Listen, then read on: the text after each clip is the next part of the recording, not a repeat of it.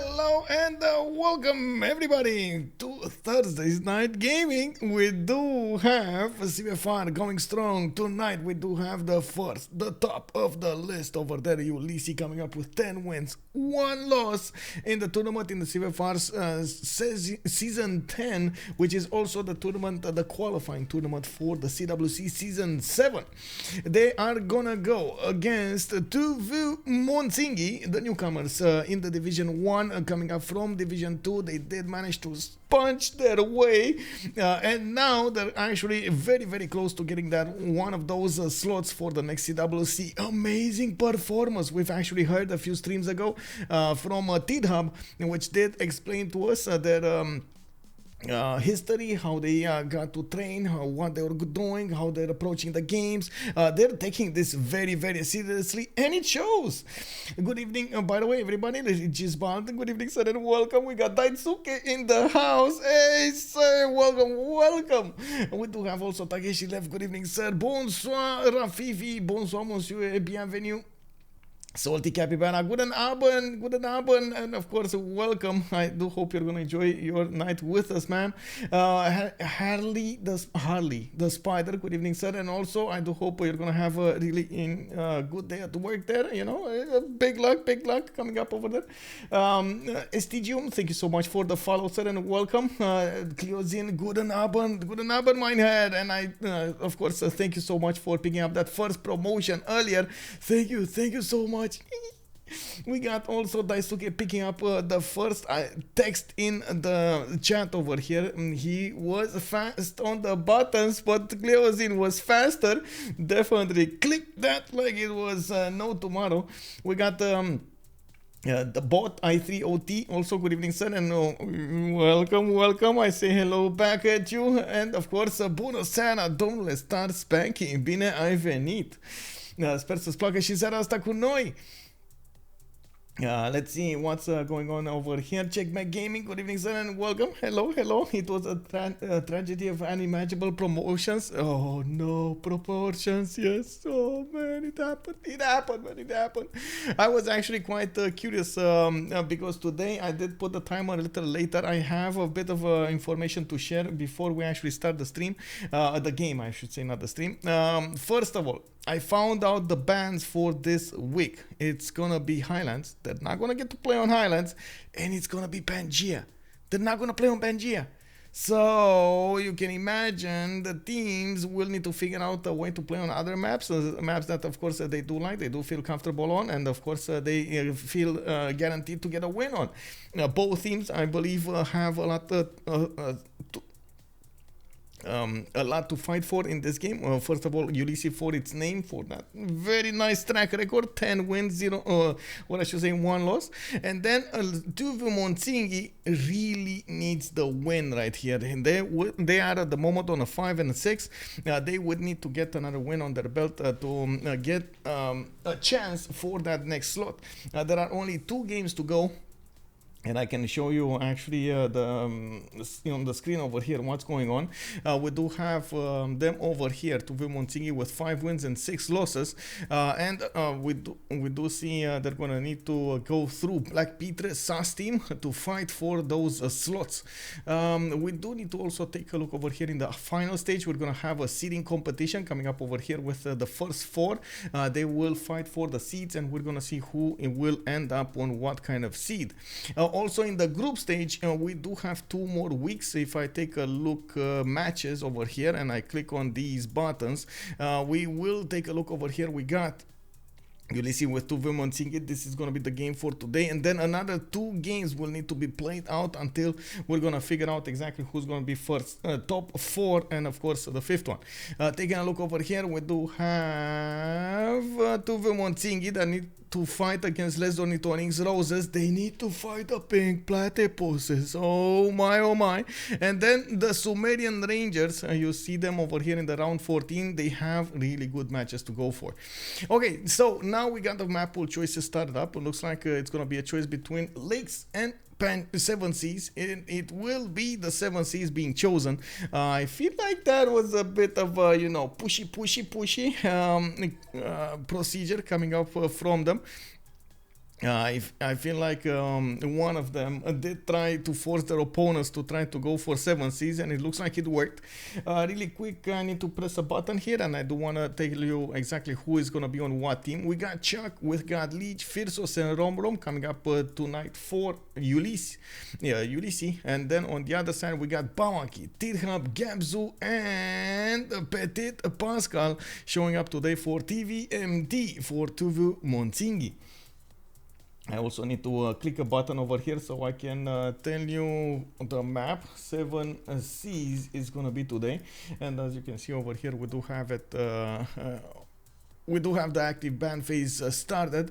The two ones that are clicking the buttons look like to be. Whoa.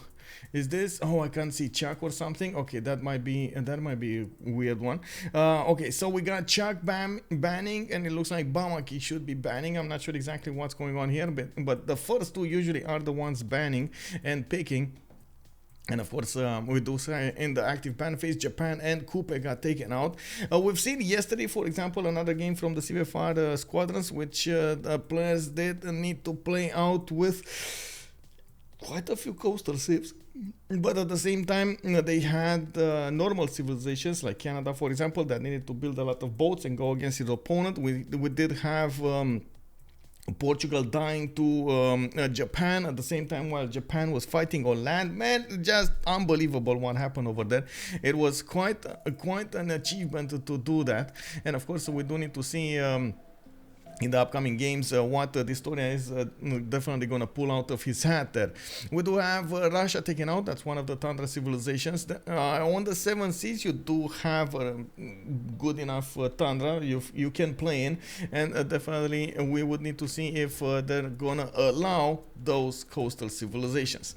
I'm thinking Norway, I'm thinking Victoria, I'm thinking Eleanor. There are so many good ones that would end up over here, and of course could make quite a bit of a splash. Australia also could be one of the choices. We've seen yesterday how you can get quite a bit of land also on the 7Cs to develop your city zone, develop your empire, try to get as much gold for your team as possible, and so on. But the land control pales in comparison to the sea control. If you do manage to attack your opponent on the seas and you take it over quite quickly, the caravel attack is quite spectacular. The problem is, of course, the map is randomly generated. We're gonna need to see how the players will adapt to this. We're gonna need to see what kind of synergy they're gonna try to get going between their civilizations and what choices they will make.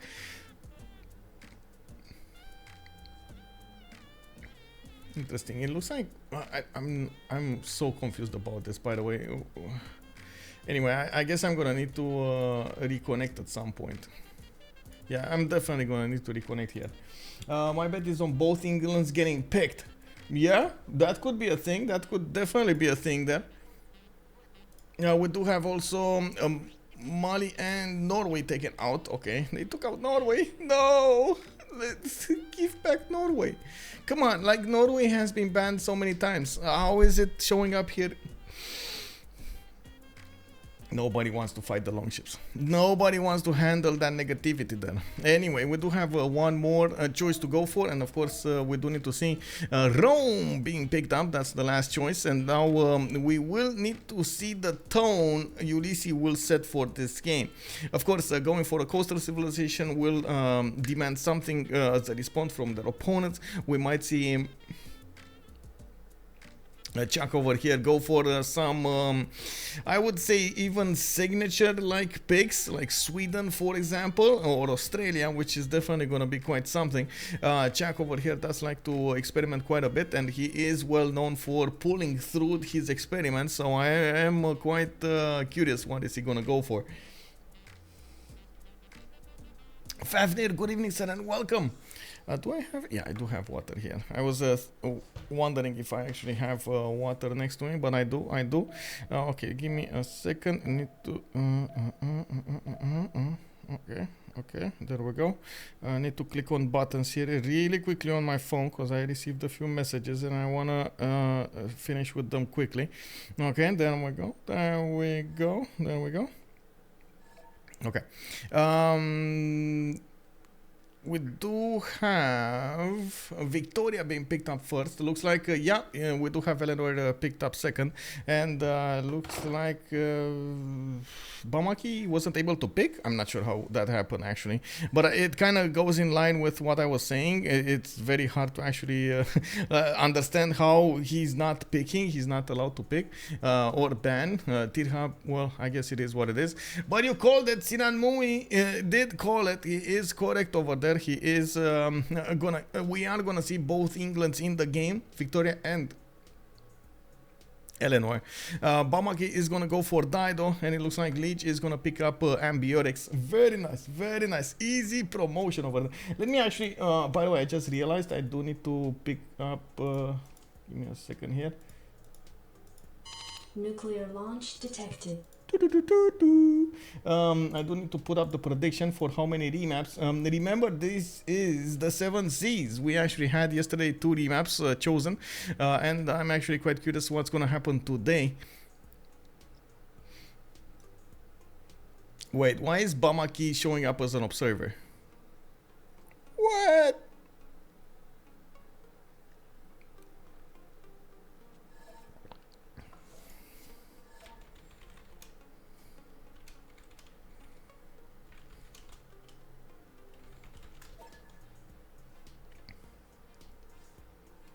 Yehawk MPA, good evening, son, and welcome. We're waiting for them to do something over here, and I do have to say, behind the scenes, there are quite a few things happening. I definitely want to take a look at what's going on here, and how this is. Oh my God! I can't announce everything that's gonna happen over here, but we have so many amazing things coming up in the next ones. And yes, I'm hyping you up. You know, I'm telling you, you have a lot to look forward in the next few months. We got so much amazing content coming up, and I do believe you're gonna definitely enjoy it. Let's see, what is Uzi when it's Ambiotics is getting? I know, right? Uzi just, I don't know, disappeared from the map over here. We gotta get Uzi back. Where is the Uzi? The architect Uzi. We do have Teddy Rough Rider also taking a ban here. Looks like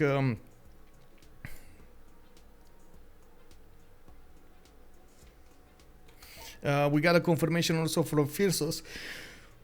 They have Gaul and Vicky, and then on veux mon Tsingy they will get Eleanor and Dido. Okay, very nice, very nice. So it's a bit skewed as we've seen it, because Gabzou did pick up over there, but it's fine, it should be fine. Looks like Montezuma is gonna pick up the 8th ban, and of course I'm actually looking forward to seeing. Okay, I understand. They're getting a lot of coastal ships. We might see a lot of coastal wham bam, but is it gonna be anything like, can we see a Diplo, you know, type of victory? Maybe the Gauls will try it. Or can we see something like culture victory over here? Maybe we're gonna see some shenanigans in that area. I don't know. We definitely need to take a look at the last picks over here. I would think that they will probably want to secure their lives in the game, and of course their future. So looks like Tithub is gonna take out Black Queen. Wait, really? Black Queen? Oh, okay. Nick D, good evening, son, and welcome. Best map? Yeah. 7 Seas is gonna be quite something. We've seen yesterday how much how good it is, how the map does tend to give you quite a bit of options, quite a few options to go for the land, to go for the sea, to go for the sim if you need to, and so on. Of course, we've seen some tears shed by one of the players from Lucky Nuke. Distoria did manage to snatch one of those settlers, and of course that was quite a game-turning event. I think Scythia, if he didn't lose that settler over there, didn't give such a big advantage to Japan. I think Japan would have actually been in quite a bit of trouble. You don't want Scythia next to your borders, especially you've seen those Saka horse archers, just, you know, Saka. Just given away to everybody. Oh my God, they were just spreading the love of the Scythian nation to Japan over there, taking a city, taking out his units. Oh man. It looks like we do have Kublai China coming up over here as the last ban. Interesting that Kublai started up picking bans over here. Wouldn't have thought that as an option, but it is what it is. We do have also Phyrsos, the next one up to pick, and it looks like okay. They're gonna go for Cree. Wait, what? Oh, I see. So Gabzou is gonna call out Cree. Okay, interesting pick over here. I'm actually quite surprised. I understand Cree. You've seen Cree yesterday. It didn't end up making that much on the map, but it kind of feels like it would have been amazing if they would have gone for something like Australia. So I'm actually quite curious how is Australia not being picked up over here. Definitely want to take a look at their choices later on. Wait, what's going on here? So Chuck is gonna go for Hungary and Sweden. Oh, there we go.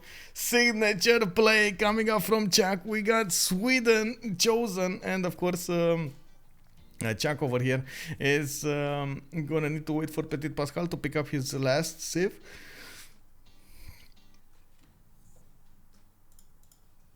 Give me a sec. Yep, need to click buttons, need to choose something, okay. Auto chats getting picked. Auto chats, oh wait, are you talking about Ottomans? It's been some time since we actually seen Ottomans in the game. I think we've seen it in the weekend. Mamaleto played them.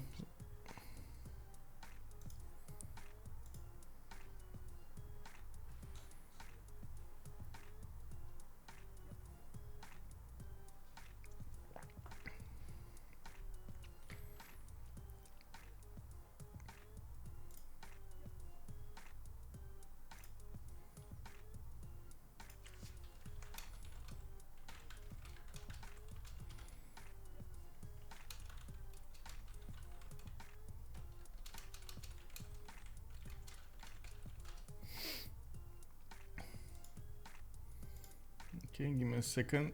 Got messaged. Okay, so everybody's gonna pick up something. Looks like Ptitpascal did go for Qin-Shi. Okay, interesting. That was the last pick of the day. So now everybody's gonna. I need to rejoin. I really need to rejoin because I had a few 0 MSs and I really want to fix them before anything else. There we go. The handsome troublemaker Matthias. Yeah, well, we got Matthias in the game indeed. Will China have a stone? It's the question. Qin-Shi always needs that stone. Also, Polush, bonsoir, bienvenue.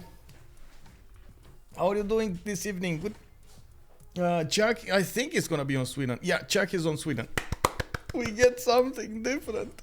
And of course we do see Romrom coming up on Victoria. Ptitpascal is gonna go Qin-Shi. Gabzou is gonna come up with Eleanor. Lege is gonna go Ambiotics. Bamaki on Poundmaker. Phyrsos on Matthias Corvinus. Chuck is gonna be on Christina, and then Tithub on Dido. Looks like Tithub is not that worried about his admirals though. I would have thought so. There are two things happening over here that I do need to explain of the order of the picks over here, of the order of the leaders in the game. We do have Romrom coming up from Ulysse. That looks to me that he's gonna play Victoria. If he plays Victoria and his first slot, it tells me that the teams want to prioritize getting the admirals versus everything else.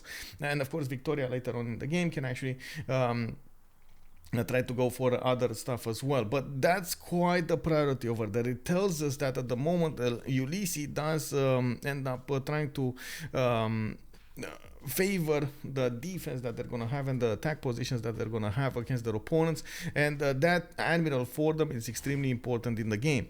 While on the other side we do have Ptitpascal with Gabzou. Ptitpascal is gonna be, I would definitely call it a culture civilization more than anything else.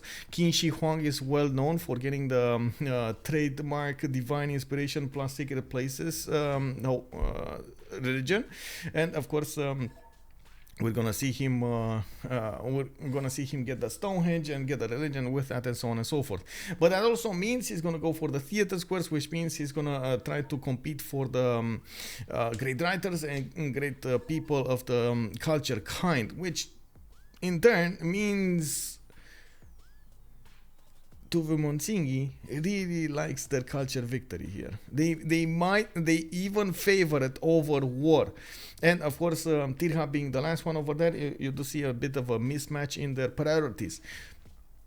On the other hand, on the other team, we do have Lege coming up with ambiotics. He is going to get those early engineers. He might actually try to snipe out the Statue of Liberty and be... wait. Oh, Tithub. Tithub. Oh, Titi, no, come back, Titi. Oh, I guess Titi is Titi left from, well, I guess went AFK, and then he's searching for coffee. That's what it means. Chercher café, right? It should mean he's searching for coffee.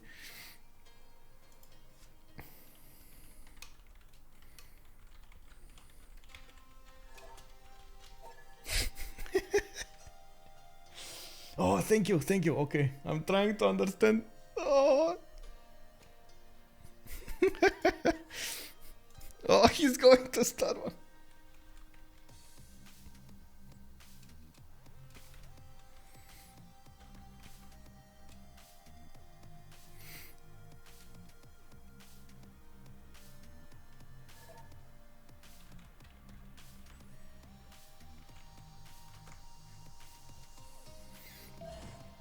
Okay, there we go.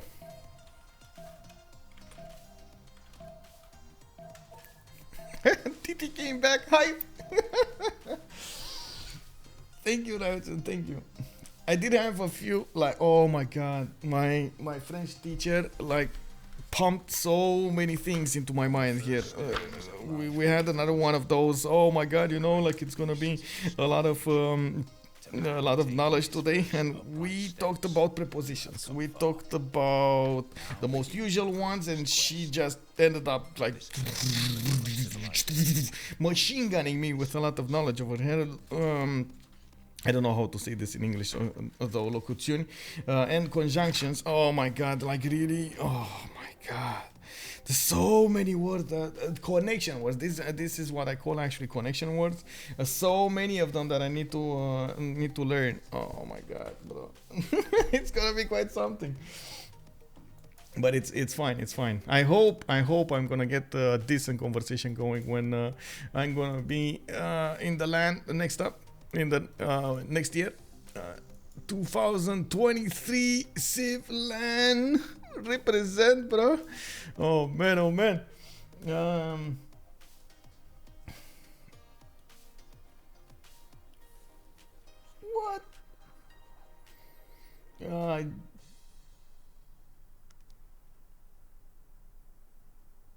What? What do you mean the French is not that difficult compared to other languages? Really? Oh man, that's you. Well, we do have Phoenicia over here coming up on the west side, and it looks like he's gonna have a really nice +5 campus in the capital. I say it's a +5 because he's definitely going to put down a Cawthon next to it, so it is going to get end up with another +1 from the capital and the Cawthon. We do see he's going to have another city over here to the northeast, actually quite a few cities to the south and to the northeast, and he's going to have a trade partner to the south. That's going to be Cree. They could end up synchronizing and getting a city on the coast over here from Cree, so he can actually get some awesome trade routes going. The coastal trade routes are just so juicy when it comes to the gold. Miki Sivwachik is gonna have 4 pastures, 5 pastures. Oh, in the capital, that is so nice. Try learning Finnish or Hungarian. Yeah, I do have some Finnish neighbors though. They just moved in like a month ago or something like that, and definitely it's something that I might need to look into. At least getting some how to say opening sentences, you know, like how to say good evening, how to say good morning, and stuff like that. Also, in all seriousness, it's just a question of point of view. Which native language you speak? Is it close to the French one or not? Yeah. Also, ask them for. Wait, what? What's that? Give me a second over here. Oh, you're saying rice pie and rye bread. Ah, I see. Okay, interesting. I need to. Okay. I'm gonna ask them. I'm gonna try to ask them. Thank you so much for the pointer over there. We do have coming up next on England. We do have Romrom quite close to die, though. He is gonna have his own paddle to work with, and it does look like he might actually need to fight on land. Phoenicia might not be that happy about it, and we got Demo Cappy coming up with the prime. Thank you so much, sir. Thank you, sir. Welcome. I hope you're gonna enjoy the show. We got Romrom over here coming up with Mount Kilimanjaro. Oh my god, this actually smoothens the deal, right? He's not gonna be happy about his inland sea, but he does have a second continent. Oh, red coats. Kilimanjaro on the right side, and the only thing that he needs to do. Wait, Tithub, bro. No. Oh, really? But why, Tithub? Why? Oh, I need to ask him about this. Oh my god, like. Okay, sure. Like, he moved away from big fish for that extra production. Chat, is this worth it? Is this actually worth it, chat? I don't know. Tithub, what did you do, bro? Move back now. No, he settled. No. And Voltaire, hello there, ma'am, good evening. Yes, catching the beginning of the game. Hello, welcome. I work with Romanian Eugene, top bloke. Shame he moved back to Bucharest. I forgot all the Romanian he taught me. It's all good, man. It's all good. Romanian is actually a tough language as well. It's all fine. He did it for the B2 up north. B2 up north. You mean for this island? Like, come on. I'm not so sure that actually was worth it. But anyway, we'll see. We'll see how this develops. Also, I assume you keep saying the name in English, right? Eugene, but it's actually Eugen. It's so funny how actually the the pronunciation on the words are so different when it comes to Romanian versus English. Eugene, Eugen. Anyway, Chuck coming up with Stockholm. He's gonna have the bottom of the map over here, and it looks like he's gonna have a lot of land to settle, quite a few mountains. He's gonna have very good geothermal mountains to get those very nice campuses going. He did settle on a 2-2 base. He does have quite a few rivers to give him that fresh water, and I do see him with 1, 2, 3, just 3 biomes, no desert. Oh, come on, only 3. Oh, he has a tip of a desert over here on the west side. He might need to get a city there to put that to handle that desert, and of course use the museums. Open air museums, I believe they're called, if I'm not mistaken. Let me actually take a look over here. I know there were some, not this, bro, not this. Open air museums, there we go. You see this? 2 culture, 2 tourism for each type of terrain: snow, tundra, desert, plains, or grassland, in which at least one Swedish city is founded. 1 per city. Tiles with open areas cannot be swapped. So you do need to get to as many biomes. I like to call them biomes. Is that right? I think biomes is correct, right? To actually get all of the bonuses there. Anyway, he does have snow also, by the way. He could put a city in the snow, but who wants that? You know, like, ew, snow. Anyway, coming up to the north, we do have London, and I do see him with a 2-2 base. He did discover animal husbandry. Wait, really? Wow, Gabzou, bro, you didn't go sailing. I see how it is. He went for the horses over here, got another 2-2 to work, and does look like he's gonna have some extra food from a banana and a lot of coast to develop his city. So not gonna care about any kind of warfare. He's very far away, and it looks like Sim is gonna be the name of the game over here for Gabzou, which I think he's actually very comfortable with. I'm pretty sure Gabzou really likes to just, you know, sim for a while there, just get his Feng Shui going and try to do the best in the game here. We do have also one more turn until we're gonna find out if they want to remap this or not. 3 more civs to go, and I really want to go through them quickly. Looks like Xian is gonna have his stone tile. Bit unfortunate that he's gonna need to actually discover. Oh no, he can actually put it over here on the horses. That's very nice, very nice. He just needs to discover mining. Go for the how to say for the Stonehenge, and that's about it. Stonehenge, I believe it's whoa here, right? Astrology, there we go. So he needs oh, he doesn't even need mining, he just needs astrology. That's it. Okay, no, he's going animal husbandry. No, he's, bro, what are you doing? No, he's gonna find out too late. If he's gonna go this way, he's gonna need to actually get a city over here, and I guess it's still fine, but it's not gonna be in the capital, Stonehenge. It's still fine. I do have Adoatuca coming up with quite a few gypsum tiles. These are going to turn into quarries, so +4 oppidums almost everywhere. Very nice. This is a +6, by the way, on the banana between the two gypsum tiles and the iron. That's going to be easy peasy +6. I do see more stone tiles to the north, and I do see he has a few city states to take out, including Zanzibar. But I'm not really liking this pawn, honestly. Like, it's okay-ish, but he's gonna be forced to go coastal. Gaul just doesn't like to go coastal most of the time. It's not a lot of land. He's gonna need to go on the offense quite quickly, and Ptitpascal might be on the receiving end of all of those units.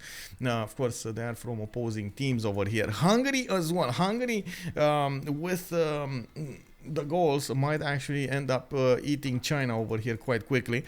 They're eating some Chinese food tonight. See how it is, man? See how it is, you know? Just sitting over there, just having a party, having a ball on the east side of the map, while the rest of the map just sits very far away from each other. These guys are gonna have a party. Okay, I understand. Let's see. Also, all triangle. Good evening, sir. Ooh, hello. All those campuses are gonna be juicy on Sweden. Indeed, there we go. We gotta. I'm pretty sure the remap was for Lege over here. We're gonna ask at the end of the stream, but I'm certain this is not gonna be ideal and for him.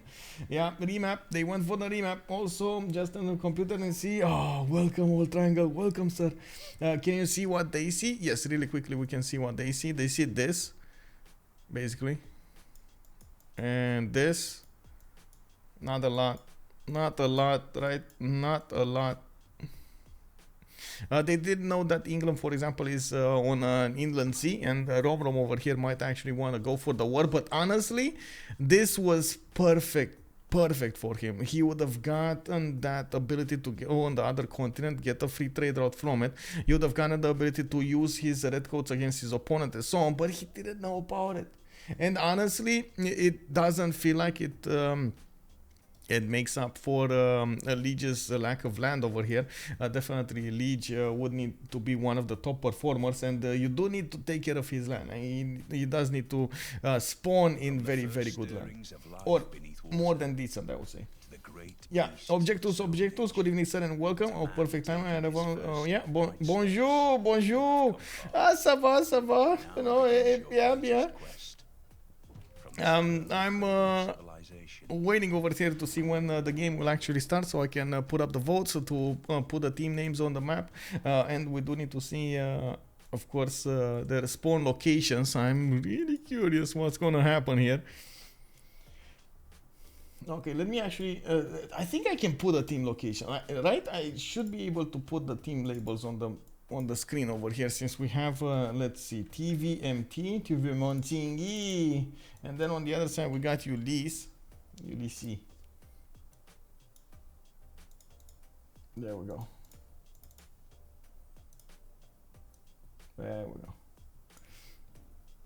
Awards for naval. Oh wait, oh man, these are like 3, 1, 2, 3, right? 3 big waterways not connected to each other. Oh, it kind of looks like, it feels like the gamble they took didn't pay off here. Let's see England. Maybe England did spawn next to somebody. Nope, he's not next to anybody. He does have an option to go for the east side though, and that is where Eleanor is. He's not gonna have his capital to work with though. Oh, that's so cute. Look at this. We got this sheep tile that can connect to this 1-2 tile over here, and he can actually get boats out. Oh, this is gonna be beautiful. And he decides when he wants to go on the offense. Good harbor over there. You get not bad. Is this a different continent? No, it's just one big continent, one big mesh of violet over here, of purple, I should say. Also, I don't know if your French has gotten to this yet, but I feel like you would really like the response comme ci, comme ça. Oh, I know. I actually do know about comme ci, comme ça. It's basic. I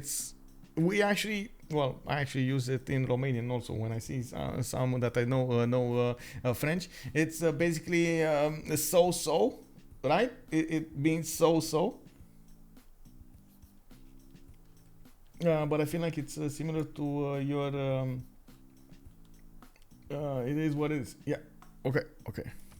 Thank you. By the way, thank you. You reminded me of it. Totally forgot about it. But I'm not doing comme ci, comme ça. I'm actually doing very well. Come on, bro. Like we got a game going. We got very good teams going against each other. Good, amazing action is gonna happen over here. We just need to figure out what map is gonna be played on. We got over here, let's see, Hungary coming up with Buddha. Do you know that Buddha actually means toilet in Romanian?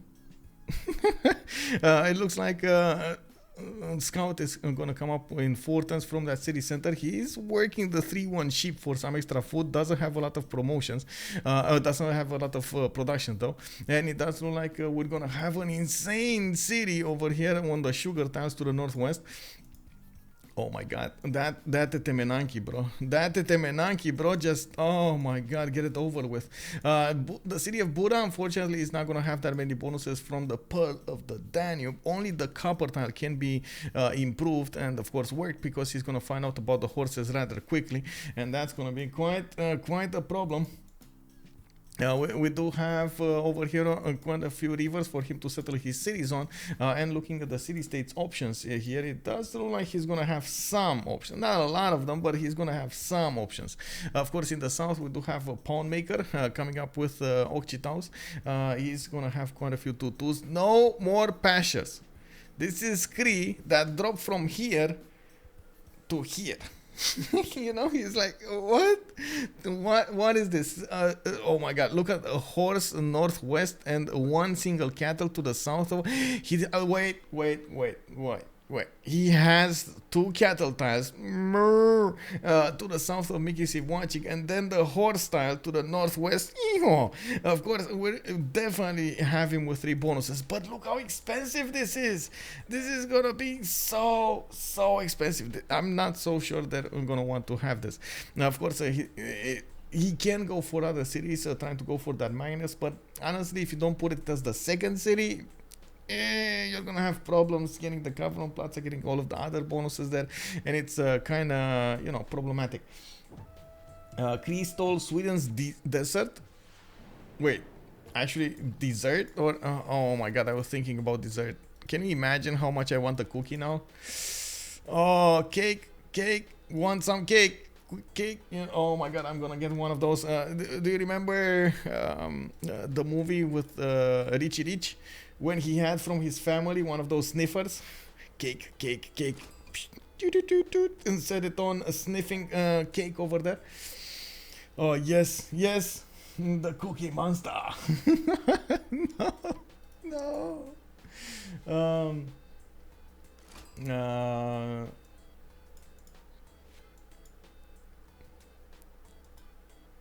And I think Phyrsos is saying that it's gonna fix or not. Then it fixes turn 6.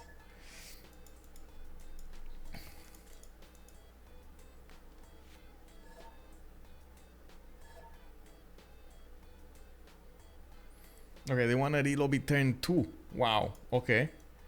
This is fast.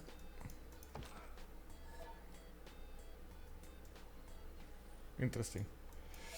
He asked if the pro. Yeah. So it's okay. Okay. So I was getting that quick. Okay.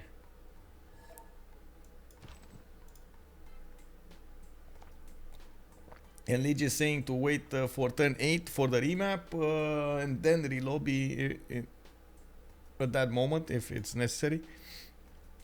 Okay, so I want to see really quickly. Does Xian have stone? Yes, Xian has stone. He can settle stone. He can put Stonehenge. It's fine. He's gonna have a good one. Doesn't have well, does have a Wonder Halong Bay. Doesn't have that many rivers though. One to the south, one to the north.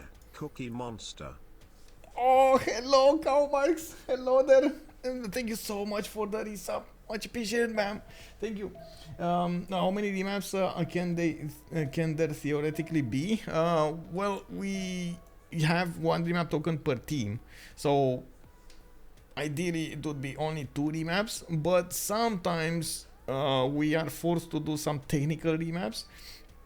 Those ones I don't actually count in the prediction though. So I've seen games with 5 remaps, for example, 3 technicals and 2 tokens.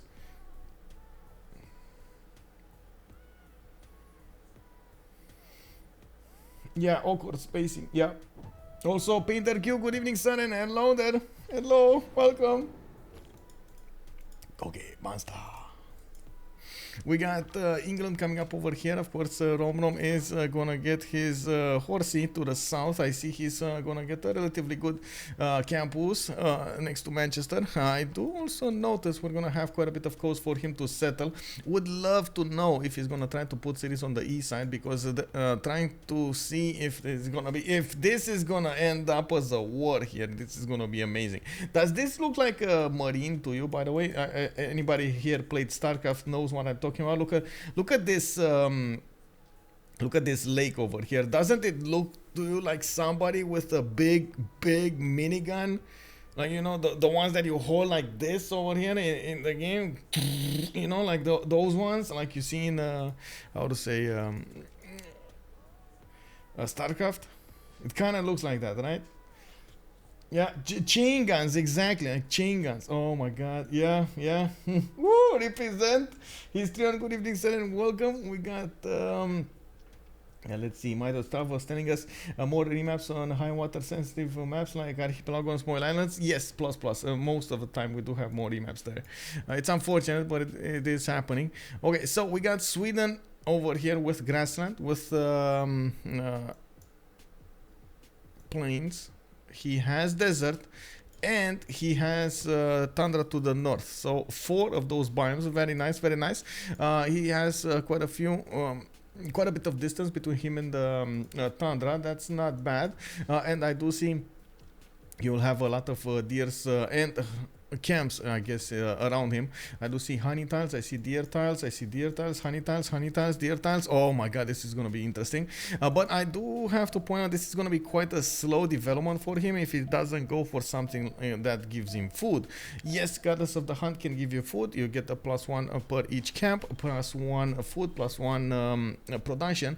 But at the same time, I've seen players actually want to go for fertility tiles to get that extra point of food from the wheat tiles. He does have one in the capital. He does have more in the east side, exactly next to the plains. He will need to figure out a way to get more population into his cities. You see, he's already on 11 days to get a 3rd pop. Oh, that's a long time. Oh, man, that's a long time. Also, each team has one remap. Talking about yes, and grabbing a tile overseas. Yeah, if he does manage to get maybe one of these. Would be amazing to get the snow. That's gonna be quite a few extra yields on his open air museums, you know. Very nice. Looks like he just popped a population from somewhere. How did he get a 3rd? Did he pop a population from a hut here? I think so, right? Where's his? There's a warrior here. There's another scout here. Okay, this one has yeah, he has experience. Okay, there we go. He popped a hut. To the southeast, we do have Gabzou with already 2 builders. Wait, what? There's 7-2 builders, Gabzou. What happened, bro? He's going for the fish. He's going for the horsey. He's going for another fish over here to the southwest. Has the Great Barrier Reef to settle on the west side. +4 campus. A very nice opening coming up from England. But he's really close to Sweden. And honestly, you don't really want to be this close to Sweden. Because remember, Sweden actually has an insane unit, a replacement Piking shot, which I honestly I don't remember how it's called, but I do like to call them the Foot Clan. How is it called? Sweden. Caroleans. Yes. Thank you. The Carolean coming up over here faster than the Piking shot. They do get a +3 for each unused movement point. Oh, that is insane. And of course, you can get a lot of movement points on them. Now, we do have the goals over here with +6. Oh, another +6? Oh my god. But this is a lot more land, I believe. He's between enemies, though. Let's see. Dido over here, southeast. England, southwest. Yeah, he's between enemies. He might not be that happy because of this. Usually, you want your Gallic nation to sim, but there is no more remap token. That's it. You know, they got the remap. That's it. And he did settle on a T tile. Okay, look, what's Dido doing here? Dido again moved off the coast. Why is this becoming a thing here? Well, I guess he's gonna get a cotton tile. He would have had a cotton tile anyway. Okay, this is the map. We got it, boys and girls. Of course, we got this. We get to talk about all of their awesomeness points over here. And of course, well, let me see. Nick D, I want to play 1v1 for like 1 week now. And I log in. And when I find a match, the other guys desync and leave or just leave. Where on Discord can we find other players who play with? In which section? Okay. On CPL, you get 1v1s. There are quite a few 1v1s.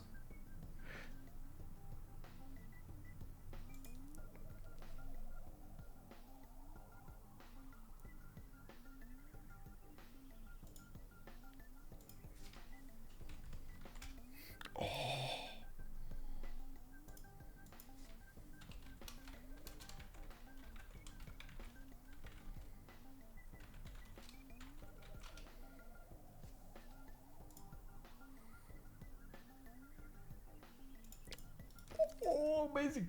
Okay, so ideally you want to go for one of the big communities, CPL or CivFR. Both of them actually have quite a few players that like to play 1v1s, and you're gonna also get to play normally, like if you want to join an FFA or a 4v4 and so on. We do have sometimes a few problems, but most of the games do go on without a hitch. The players did find out, okay, what is the best practice to get the lobby up and don't have problems in it. So if you definitely want to check it out, you can take a look over here, https. Let me spell it out here, discord.gg/cpl, or on the CivFR community, the one we're streaming from right now. You get just CivFR and that's it. There we go. CPL or CivFR, both of them actually have players. I can even point you to a few players that really like to play 1v1s, but I would need to actually talk to them first. So if you want to hit me up on a private message on Discord, I can definitely help out. Zenjamax, привет, hello there, sir, and welcome. Drink water. Okay. So now we got the map choice. We can finish the prediction, choose outcome. That's one remap.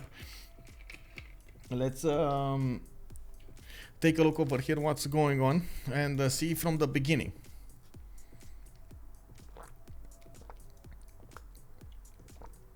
Hungary is gonna get another settler in 7. The first one is gonna go for the sugar tile, or could actually go for the citrus as well. He will want that food, and I'm pretty sure we're gonna see quite a few things over here. I'm actually curious what kind of pantheon is he gonna go for. He ideally, I think in this scenario, stone circles would be awesome. He has a lot of stone tiles with a lot of marble, and I'm pretty sure that's gonna give him the extra bonuses. Looks like Buddha is going to benefit from horses, 2 of them in the capital. I do see an iron tile also 2 tiles away from Estergom, and quite a few rivers to develop his cities on. Keep on settling to the east, where he is going to get quite close and personal with Qin-Shi. He does have a city-state to take units from, and that's going to be Namadol. He has another city-state to the north, Singapore, that he can just march those units towards Qin-Shi. Well, at the beginning of the game, I think he's just going to want to get those envoys in a city-state they want to keep. Also, really quickly, mobile gamer Tristanitus, good evening sir and welcome. Can someone explain why Cree is a pick for a lot of the games I watch? It's like my friend, but that's what's the elite reasoning. First of all, Cree has very good internal trade routes. The internal trade routes help you develop your empire much faster, with a lot more production, with a lot more food, and bonuses. And because of that, and the free trade route that it gets, you do get your sim up much faster. In the later stages of the game, it also allows you to get the Mickey Wap, or I should say make best use of the Mickey Wap, managing to get more gold, more resources, and very important, the housing. The housing on the Mickey Wap is actually quite powerful, and you've seen quite a few players try to benefit from this at the beginning. It does have that 1 production and 1 housing, and the other bonuses for the different resources it has around it. This would actually be the next civilization we're taking a look at. We do have settlers coming up from Miki Sivwachik, another 1 in 3. He does have an iron tile to the north, and I do see he has horses in the 3rd ring. A bit unfortunate, he doesn't have a lot of these. Oh my god, oh my god. Oh my god, I totally did miss this. Do you guys see what I see? Let's take a look over here. Oh. Okay, so another thing that you have to take into account when you're talking about the trade routes. Most of the games, most of the players do like their internal trade routes with Magnus, +2 food, +2 production. It's amazing. On Cree, you do get another +1 food and +1 gold from the trade route sent to a city that has pastures. From each pasture, you get that +1 food, +1 gold, and you can imagine having 5 of them would give you so many good yields, right? So you can imagine he's gonna have such a high population in his cities. It's just a matter of discovering this. And I do see he did manage to take a look at what's going on here. He does know he can go for it. I would hope he's gonna actually do that next. Of course, it's not gonna be that easy to get. He's still gonna get. He's gonna need to plug in Magnus. He's still gonna actually need to improve all of these pastures. And well, you don't always get the full benefits of the pastures. You know, like 3-1 cattle tiles. You know, it's not always amazing, but depending on what kind of pantheon you're gonna go for, you can get quite a few benefits. And of course, open sky over here would be quite amazing. Let's take a look at Qin-Shi. We do have him setting Stonehenge next to the city of Beijing. I do see Xian also is coming up with a holy site. He has another settler there, and of course Hungary is sniffing around the northern coast. Qin-Shi is going to need to figure out a way to get that settler safe somewhere, and I think he's going to go south, looking on the one tile lake that he has over here. That is going to put him relatively close to Victoria, and of course England is going to try to block that settle. I don't think he knows about it, and that's going to be an issue. We did have a world declaration being sent. I'm not certain exactly why. I don't think this is the case, but we're gonna have to wait and see what's going on. I also think Ptitpascal would be quite happy going towards the north. That volcano did explode, and it does have quite a few interesting yields, and it looks like it will be to the north. Let's actually take a look at what's going on here. Ptitpascal is gonna try to defend his holy site and at the same time march forward with his slinger. He definitely needs to do the first shot against the scout. That's gonna be a problem. On England, we do have. Oh, wait a second. Tsingy, Xian. We do have Ptitpascal with the horses in the third ring. His iron tile is quite far away. Unfortunately, that's gonna be 4 tiles away from his capital. Might not actually have iron for some time here, unless he actually can get it from his allies. We're gonna need to see how this will develop. Unfortunately, the players just don't prefer iron anymore. We don't see those swords. We don't see the swords anymore. Anyway, we do have Romrom actually with the third settler going towards the south here. Looks like we got quite a few monuments coming up from Plymouth and Manchester, and I do see coming up over here from Plymouth he's gonna have some bananas. Not a lot of good land. I tend to like his capital because he's gonna have like 2 twos, his sheep tiles and so on, plus 2 campus with a plus 4 harbor, Royal Navy dockyard, but his other cities are not that great. He's like, for example, over here quite a bit of a lack of food. He's gonna need to improve those turtles, maybe even how to say, he's gonna stay a while on these on the 3 pop of until he's gonna get higher population. Anyway, we'll see. He does have a few resources, and this is gonna be a plus 4 harbor. I like that, with a plus 5 harbor turning when he's gonna put the campus, and of course that is. Oh, actually, I just realized.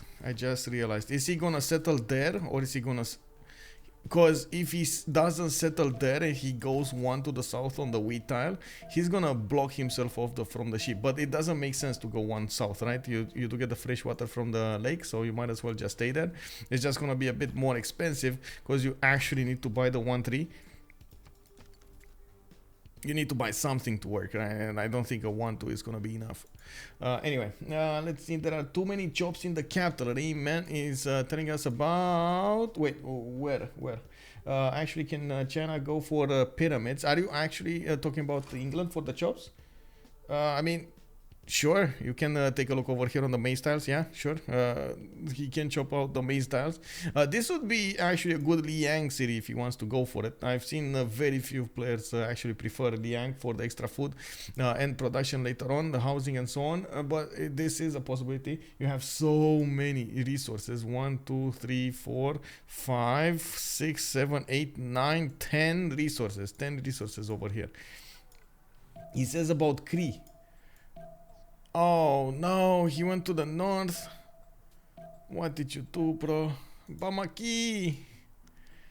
Oh man, Bamaki. You know, every time I actually see this name, and maybe my mind is broken in some aspect or another, I'm thinking of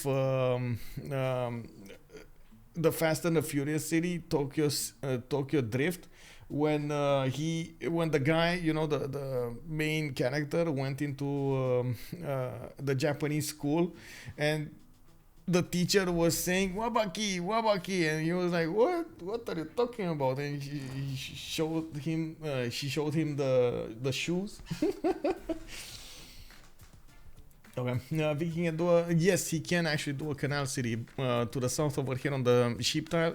He has a canal city towards the east, and try to go over here.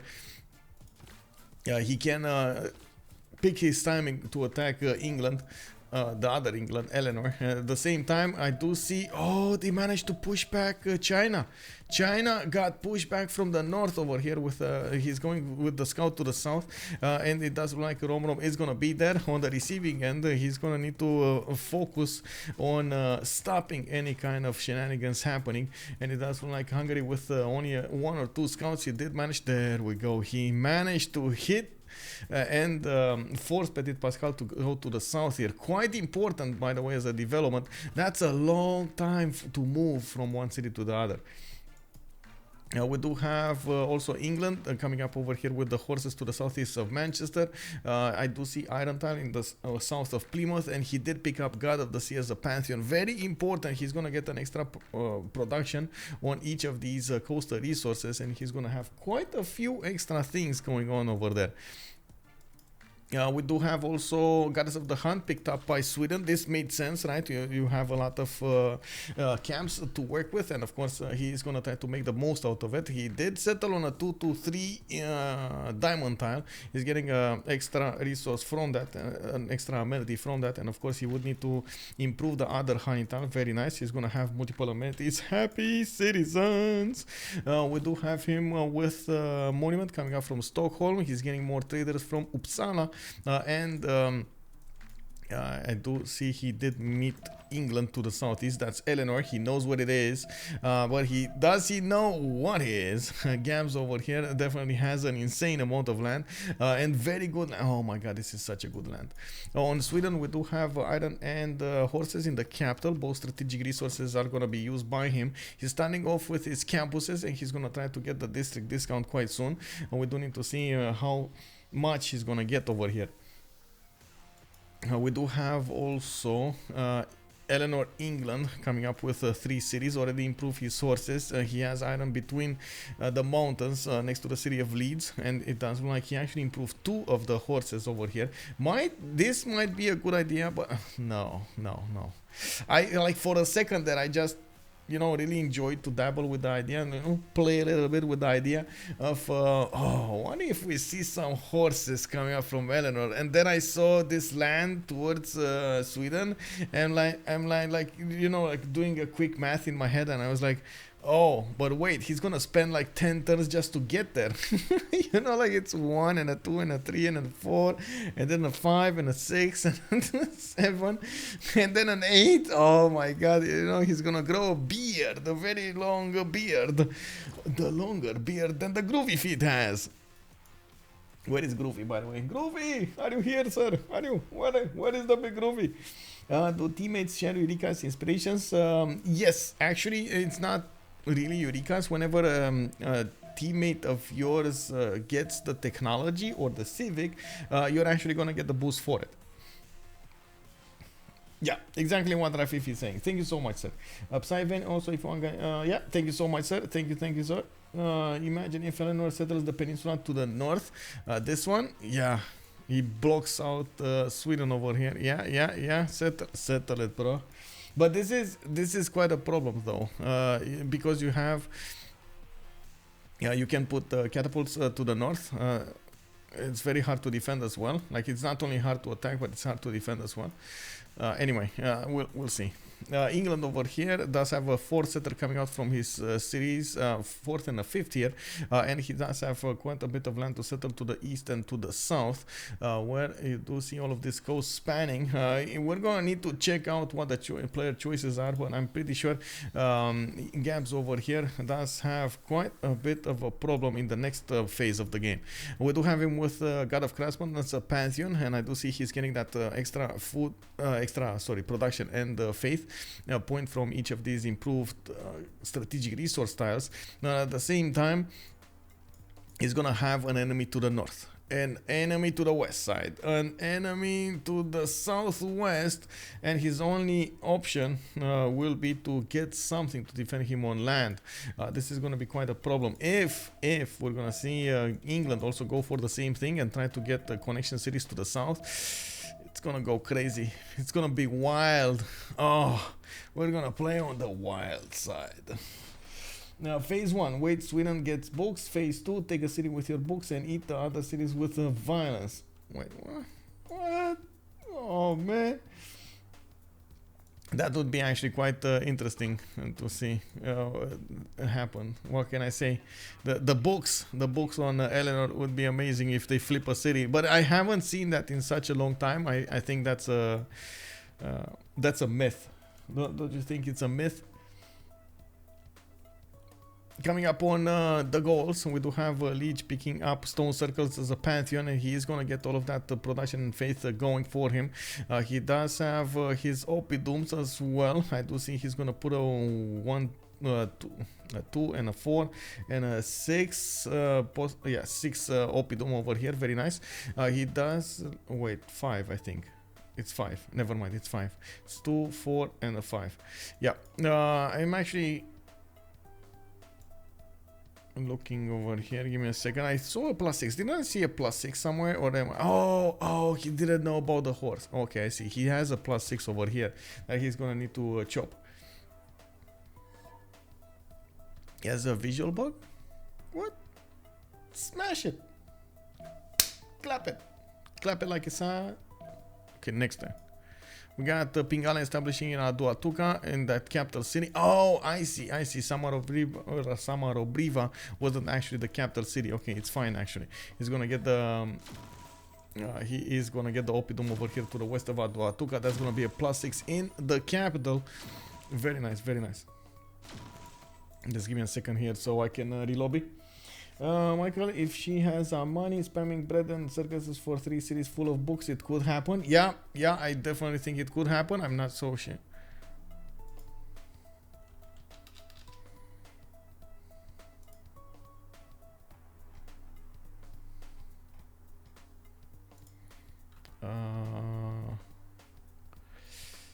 Who is the big host? I need to find big host.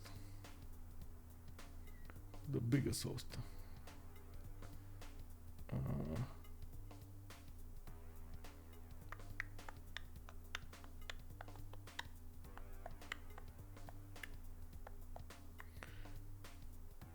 Wait, what?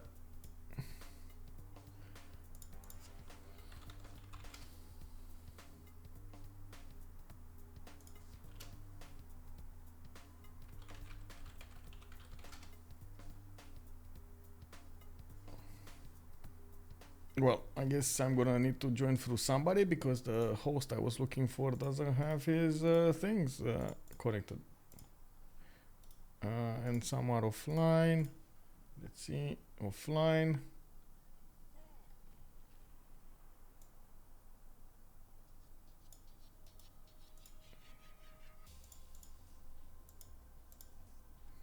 Okay, found it. Oh, I see. Joining now.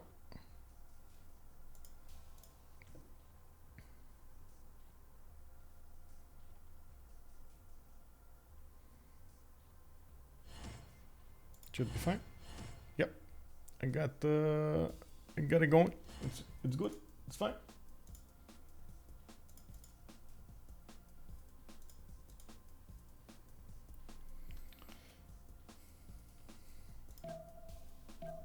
Okay, so we did have a quick relobby over here, so Lege fixes his bug. I'm not sure exactly what kind of visual bug he was talking about, but it's better to take care of it. And of course, as you can see over here, we were quite fast on the buttons to trigger this relobby. We do need to see if we're gonna get the next Golden Age. I'm pretty sure we have experienced players here and they will probably get the Golden Age points. At the same time, what are they gonna go for the moves here? Are we gonna see land attacks coming up from Hungary and at the same time England? Now, both Englands actually have a land enemy to go against, and both could actually try to benefit from it. It's not ideal though when you have a coastal civilization trying to go for the coastal for the naval attacks is one thing, but when he's going for the land, totally different. Doesn't seem like it's gonna be that good. Wait, a Temenanki here? Oh, I'm confused. Why not here? I guess he doesn't have chops here, but he could have had well, at least I do see Phyrsos going for the Lady of the Ridger Marshes. He's gonna have, I think I know. He wants to pressure China a little bit more, so he wants to get a more productive city over here on the east side. He will definitely get the yields coming up from a Temenanki, and you do see he's putting down encampment. That is definitely smelling like war over here on the map. I do want to take a look at the city-states, and of course I do already see he improved a lot of his tiles, has more settlers in production, and I'm pretty sure he's going to try to get an army out. China will need to defend himself with all his might. They did manage to pressure China quite a bit, and it's very hard for China to settle his third city. That means everything is delayed. Ptitpascal did manage to get his Stonehenge, so he did establish the first religion of the game. Like I was saying, divine inspiration, we got sacred places, plus to science, culture, gold, and faith. He's gonna get the extra faith coming up from his wonders, and of course he did manage to get the religion spread into his both cities, Not to mention has more builders to work here.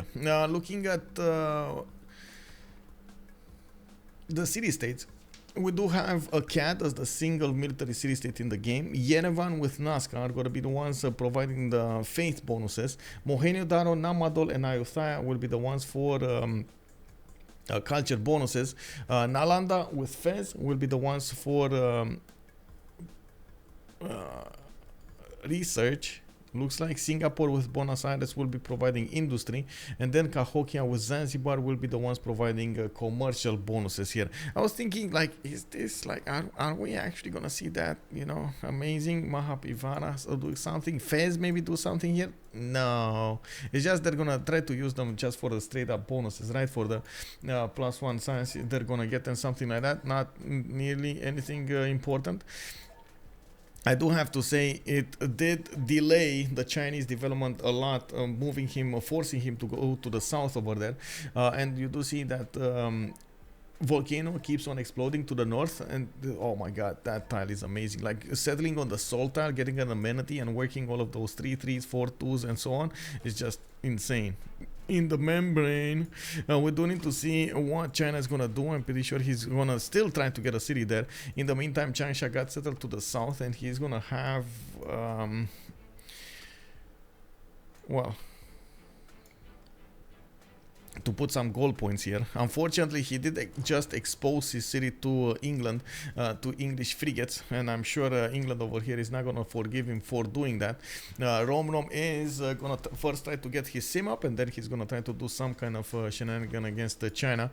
We do have, and to take a look at what's going on with the army tab. In the army tab, we do see a few civilizations going already for their militaries, for their strategic resources. We got Matthias Corvinus getting the horses. We got Chuck going for the horses.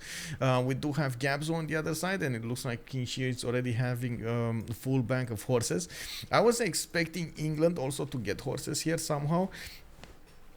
He does have one to the southeast of Manchester, because that, you know, that feels like just natural. You go with 2 nations, you chop those horses, and you just send them towards your opponent. Even if you don't have that many, you're still gonna manage to do quite a bit of damage over here, especially when you're 2v1ing somebody. You're definitely gonna slow down your opponent significantly. So I'm actually quite curious if Romrom is gonna choose that, or he's gonna choose something else. We just saw his Royal Navy dockyards pop from his cities. 3 of these galleys also popped here, and we do need to see how he's gonna try to get these worked. Well, I guess some of them will just, you know, be deleted, or definitely wait until the next part of the game. Sweden is starting to see the lands of England, and he knows he's going to be on the coast. They might actually figure out that this sea is connected over here, and of course I do have to say that Gabzou is sitting on the minigun, on the chain gun. Yeah, he's just, you know, having a ball of a time over here on the chain gun. Did I miss the prediction? The Lune 75? No, sir. I'm gonna put it up soon. Also, China building wonders kind of late, while Hungary building horses. Yeah, wait, Hungary is already building horses? Well, not yet, but yeah, he's gonna go for it. Changsha looks like it's gonna be a dead city. Yeah, this definitely looks like a dead city. Yeah, I second that motion, the prediction. Okay, let's put up a prediction and see how this is gonna fare. What does the stream think about this? Chat, what do you think about this? Who will win? On one side we got veux mon Tsingy. On the other side we got Ulysse. Ulysse. I'm gonna put up as a 30-minute, and of course you guys girls, you have 30 minutes to use your channel points for a chance of winning more channel points. We got Bamaki coming up from Hungary. He does have 6 more turns to finish it. That's going to be a lot of science on these tiles, a lot of production also.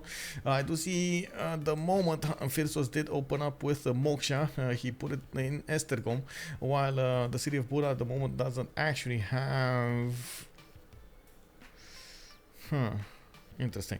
It doesn't actually have a governor there.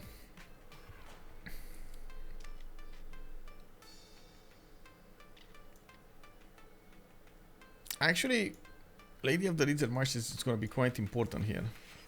Quite important. He did have a good open sky. He did have relatively good stone circles. A lot of marble throughout his territory and stone. But yeah, I do like the production and the science coming up from Bamaki. And you do want to add that, you know, extra spice over there with more coming up from the Lady of the Region Marshes. I do see Phyrsos is also going to forward settle again China. He's going to get a city right in the face of the Chinese Empire, and I'm actually quite curious where is he going to put it. Is he going to try to get a position on this volcano, or is he going to try to get next to the mountains over here to breach the gap? We got Cree coming up finally with a settler to the south. Guys, where do you think is he gonna go for? Is he gonna try to go for this cattle tile, extra food, and totally forget about the extra bonuses that he's gonna get from 5 passions? Or is he gonna move on the east side over here on the 2-1 base and get all of those amazing bonuses going? I am 17-19. Yeah, I'm about to hit my golden age or miss it. I'm actually gonna miss my golden age. I'm sorry. No. Computer, give me back my points. Oh no, he's going for the cattle. He's going for the other cattle, so he's okay. So he's gonna be closer to the amber. That's fine. He's gonna have 1, 2, 3, 4 bonuses. Okay, not amazing. Can work. Not amazing. Can work. You know, he plugged in magnets in the capital. No. And the traders are going there. Okay, he's getting his commercials up. Of course, he's gonna have to race for the merchants over here. We're gonna need to see how he's gonna try to do everything. At the same time, he had quite a few plantations to go for to the northeast. He's gonna need to go as wide as possible, and I'm actually quite curious. Is he actually gonna pick up something like religious settlements here?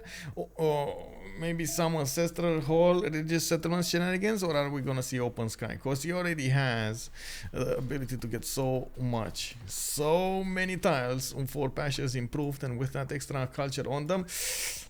Oh, that's gonna be so good. So good.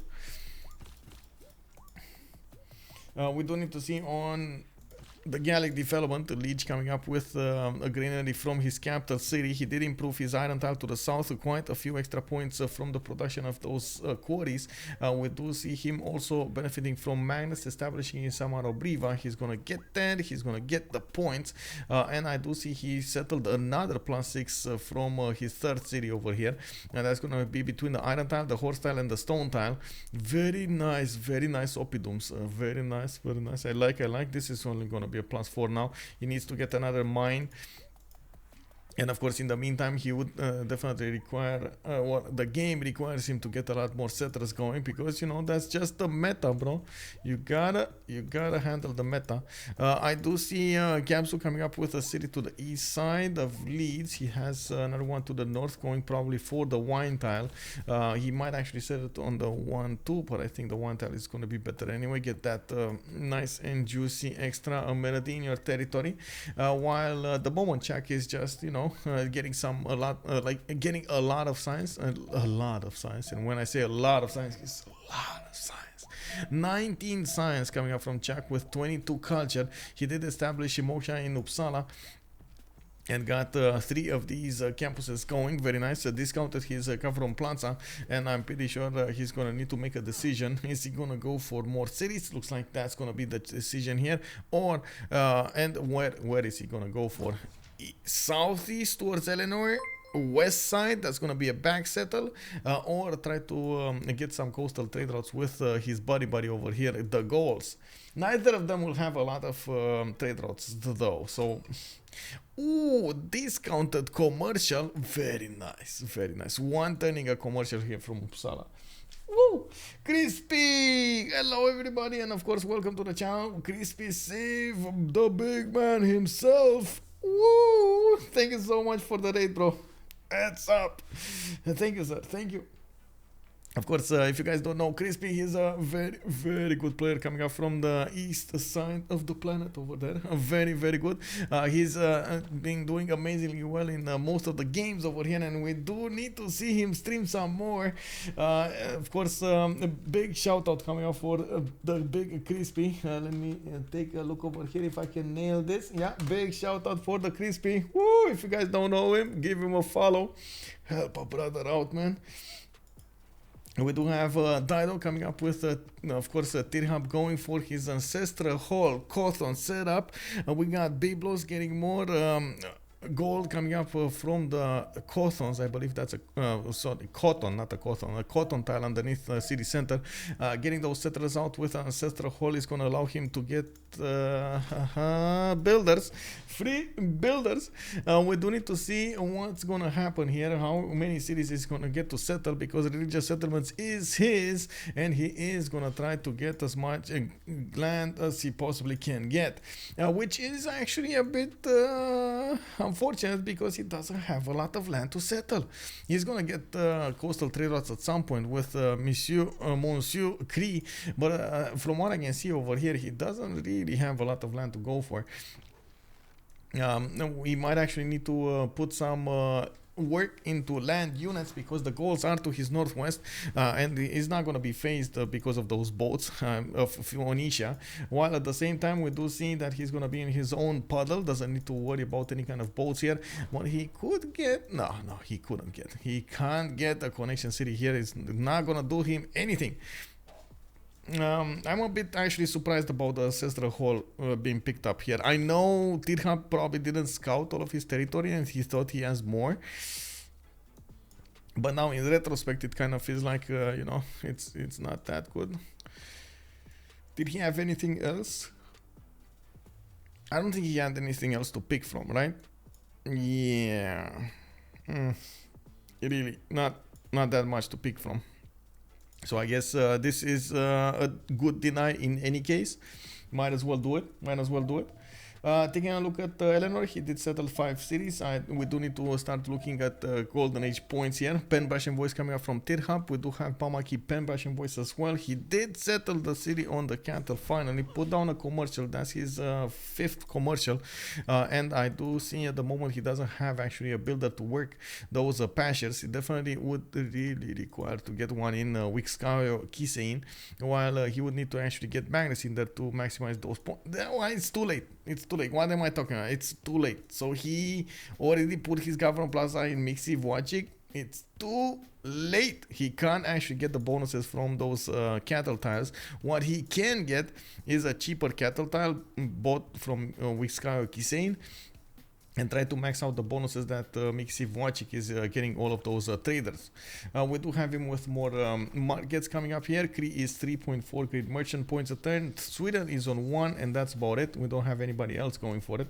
Ooh, Hungary, 3 great general points. Okay, well that's disturbing actually. Hungary getting general points over there should give Ptitpascal an idea of what he should be facing.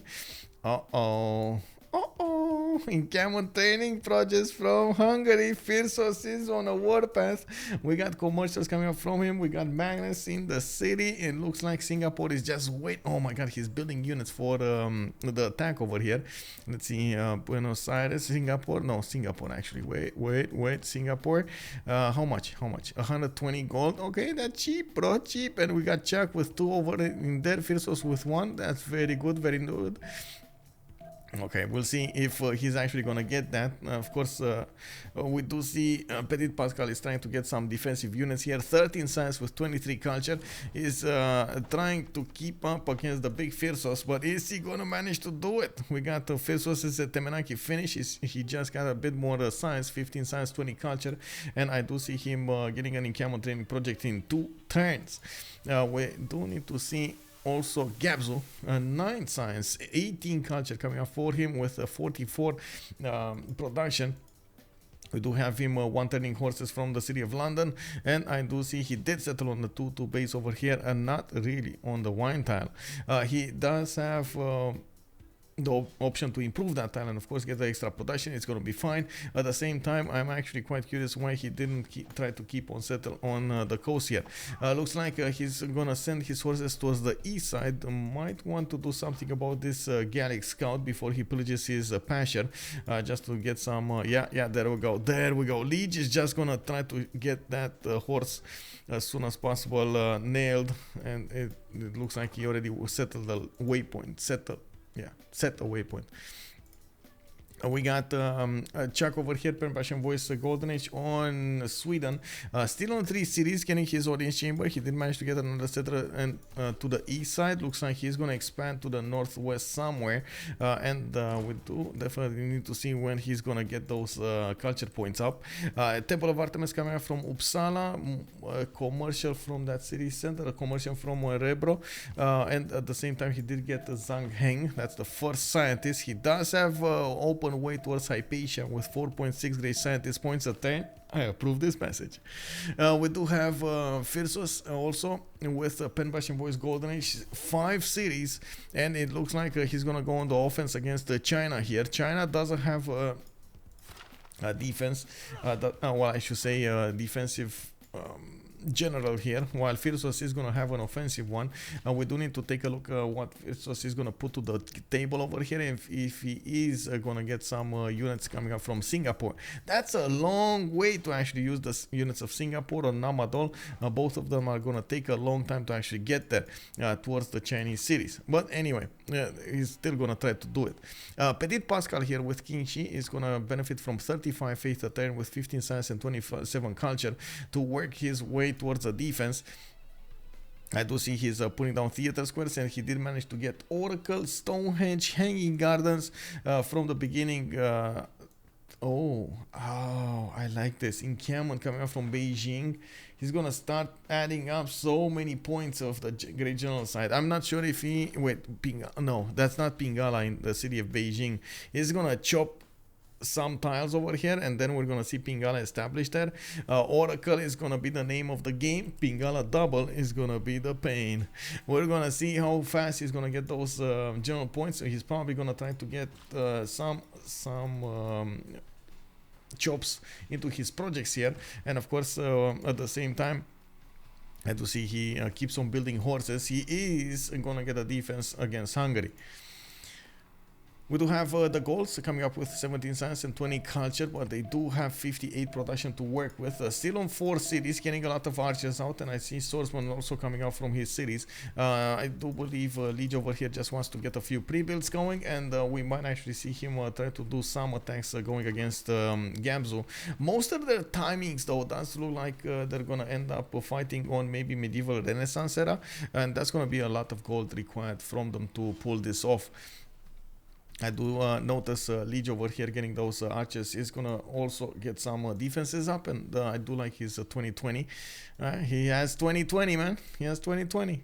Also, last but not least, we got Victoria on 12 science and 22 culture. 4 cities. Audience chamber coming out from Manchester. A 5th city is gonna go. Wait. Is he actually gonna go east? Is he gonna go east, or is he gonna go west? He's not putting units in production though, not even coastal units in production. This is a bit, well, I guess we're gonna need to see. You know, we were expecting an earlier war. It's not gonna happen. Looks like they don't want to poke Ptitpascal that much. It's just Hungary over there, just just standing there with the spear, and he's like pokey. He's not actually phasing out Ptitpascal from his sim here. It is what it is, bro. It is what it is. Show Golden Ages, I just did. Sandro Games, hello there. I'm just gonna quickly do it. Penbrush and Voice, we got Penbrush and Voice, we got Penbrush and Voice, we got Monumentality coming up here. Penbrush and Voice, we got Penbrush and Voice, Penbrush and Voice, and then Penbrush and Voice with a little Penbrush and Voice. Of course, I did want to take a look over here what's going on in the preparations of Phyrsos. He did manage to acquire the tiles of the volcano to the east, and it does look like Trungtrak is going to be his general. There are a few horses coming around that um, river bend, and by the looks of it, we do have Hungary getting some more sourcebond there. Another commercial hub investment is gonna be available for him. I guess they're gonna try to fight for the merchants. Then next turn, Cree is gonna have the option to pick or pass Marcus Licinius Crassus, and then I'm pretty sure they're gonna try to get the next one. The next one might be the extra trade route one, and I'm certain Phyrsos over here wants to get the points.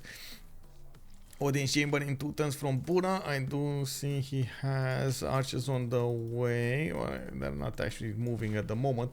And he did manage to settle another city to the west side, Debrecen. And that's going to give him a lot of food coming up from the sugar tiles. And quite a bit of production from the 1-2s. The fact that he has Lady of the Reeds Marshes also makes this city quite a bit better. Come try. Let's see on Cree over here. I would really love to see the Cree development. So Bamaki here on 11 science and 21 culture did not actually go at the moment for any campus. He did go for his government plaza between his two non-adjacency of anything commercials. Now he has some +2 commercials over here between the city center and the government plaza, while he did put audience chamber in that government plaza. Commercial hub investments are also going to be the name of the game here for Cree, and I do see he started improving his diet styles. Wait, no Pantheon? What is this? No Pantheon? We got him establishing Mokshine, Pihtoka, Ha, Na, Piwiin, and then I do see commercials coming up from Wisconsin, Kisen, okay, sure. And I was definitely expecting another round of cities. You know, like this is the moment when you have to do another round of cities. We'll see. I'm extremely surprised about his choice to not settle coastal. Oh, I see, PP keys. Oh, okay, I see over here. He's gonna get this city coastal. The thing is, you kind of need to make a route. You gotta give your trade route away towards the capital city. So I think it's much better to actually get a city here to the northwest of Mikisi-Wachik, settle one or maybe on this 2-1, 3 bananas, 2-1 amber tiles, a plot for harbor, and get Reina in and just use the coastal trade routes towards the city of Tyre. That would be awesome. What are they doing with all those brushes and pens? Probably some Gilbert. Yes, exactly. Exactly. That's what it is. Definitely what it is. They need to get the muscles right, get the shadows, get the lighting going. They need to do everything perfect over there. We got campuses coming up from England. I do see he didn't actually go for bronze working. He did put it on the iron tile there. More theater squares also coming up from him. I do believe England is going to need to fight for those writers if he wants to get the points going for himself. Of course, England does benefit from quite a few points when it comes to the writers. It looks like also Lege is going to probably have first dibs on the engineer. That's going to be Imhotep. He's going to have the ability to one-shot his Colosseum. And you do see him going for entertainment complex coming up from Samarobriva. He did get a source, one at least to get the defense up on his cities. And we do see him sending a few more cities to the southeast. But now we got Tithub. Oh my God, Tithub. He's going for this. He doesn't care. He's not phased of the Gallic production over here. He's like, oh, I see what you're doing there. You're getting your Colosseum in my face, bro. No, I can't have that. Kite Rugu Medesu. Hello there, sir, and good evening. What size of map is played on for the 4v4s? It's standard map size. We got 8 players with another 2 spectators, but it's standard map size because they're playing. We're just looking at the map over here like hawks. We do have quite a few lighthouses coming up from Biruta and Tyre. I see also we got traders coming up from Byblos. With all of those extra trade routes, he's gonna get more production towards each city. He's trying to use Magnus internals at the moment, and of course gold is not really a priority. He's getting some gold anyway from his cotton, so he probably thinks he's fine. And yeah, I do think he's fine until he's gonna end up needing to improve some of his styles, some of his units, and then he's gonna end up with like, guys, give me gold, give me gold. Let's take a look at Phyrsos. Phyrsos does look like he ended up defending against those Chinese horses which ran around the city of Eger. I do see he's actually quite well with this. Wait, how is this hut still here? Oh.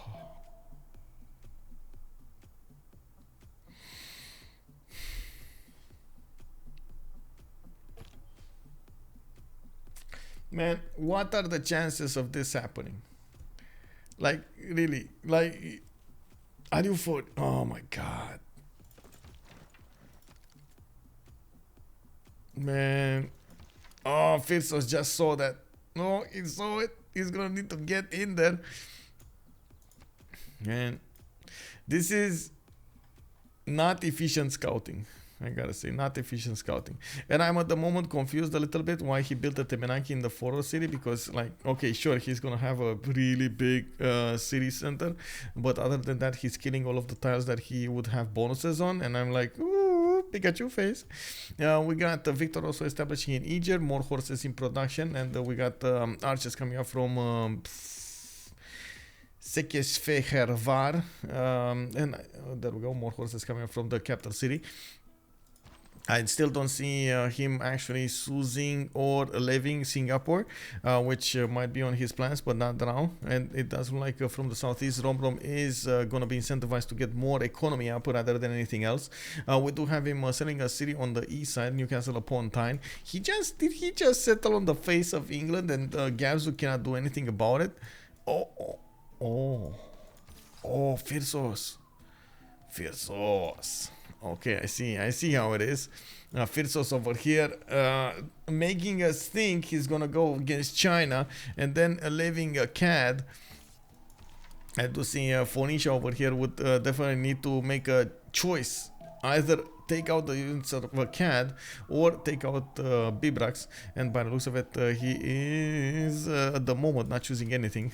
We do have him taking out a unit from Hungary, but then he's gonna need to GTFO out of there, otherwise he's gonna lose his horse. There we go. Michael Passion City is hard to pronounce. Wait, that's a Passion City?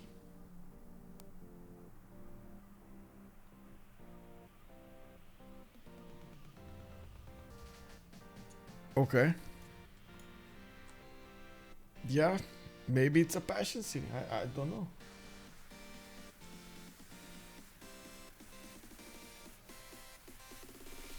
It is what it is. Anyway, we do have a Tithub over here with Ugarit coming up with victory establishing in it. He does have a cotton on the coast, and he's bringing more biomes in the water. Quite surprising he's putting biomes in the water, because honestly he doesn't have anything to go against on the water. But I'm thinking maybe he doesn't know what's going on. Yeah, he doesn't know what's going on. He doesn't know how the land connects, and he wants to see that. So that's why he's putting a few biomes in the water. It's not a lot. It's just 2 of them. We do have him building up more settlers, and I do see he's going to have quite a few islands to settle on. Would really love if Bamaki here is going to get another settle. I do see him building one from Mikisivwachik and Pihtokahana Piwiin. It's just a matter of time until we find out where is he gonna go for it. And look at that beautiful 3 more settlers coming out of his cities.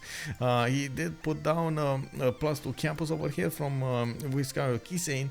Still did not get his pastures improved, neither in his well, not even in the capital he did not get those extra cattle tiles. Man, that's so much gold lost per turn. That's like 6 gold at the moment lost per, no, 8 gold and 8 food lost per turn. Come on, bro. That's 25% more of your economy right there. Anyway. Actually, no, that's more. Oh my god, wait. Oh no. I said it's 2 gold. Yeah, it's fine. It's fine. Let's see over here. We do have Hungary managing to try to attack the city of Bradford, but he's gonna end up dying against the walls. Gabzou is ready with a few horses that did end up getting a few archer support units. While I do see Gabzou over here is gonna definitely require the help of Phoenicia. At the moment, I don't actually see Tithub moving anywhere. He just got a few defensive units in Hungary, and unfortunately, he didn't keep on going, and I'm not so sure why.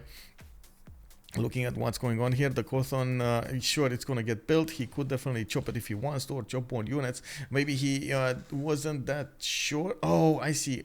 I know why. Because he didn't want to give Hungary the option to actually go against the city of Ugarit while he was attacking the city of Bibrak. So that happened. Okay, I guess that's fine. We do have Phyrsos managing to get 20 science and 39 culture. He did poke a little bit at the cities of China, but couldn't phase him. And you do see Ptitpascal keeps on building his wonders, getting a Padana coming up from Xi'an.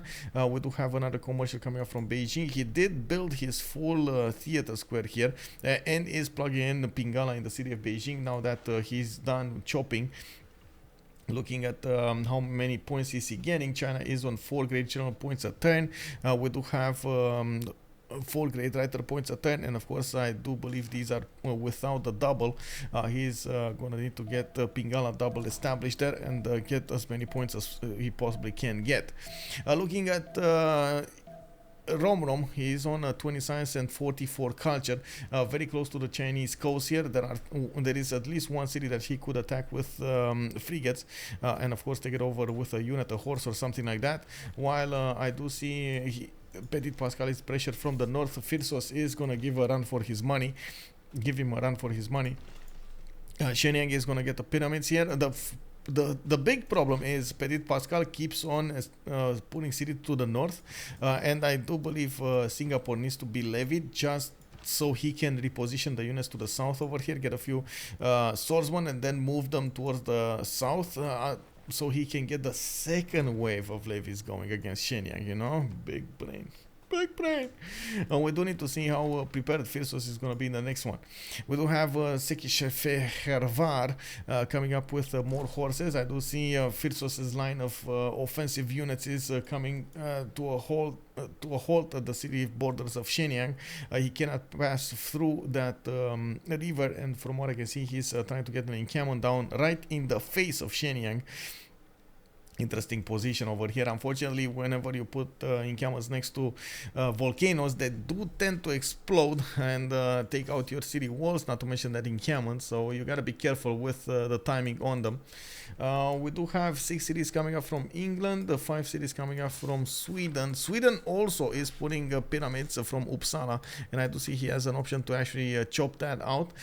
He will probably take it away from Shenyang. It's nice, you know, and fluffy to actually get the builders working on your pyramids, but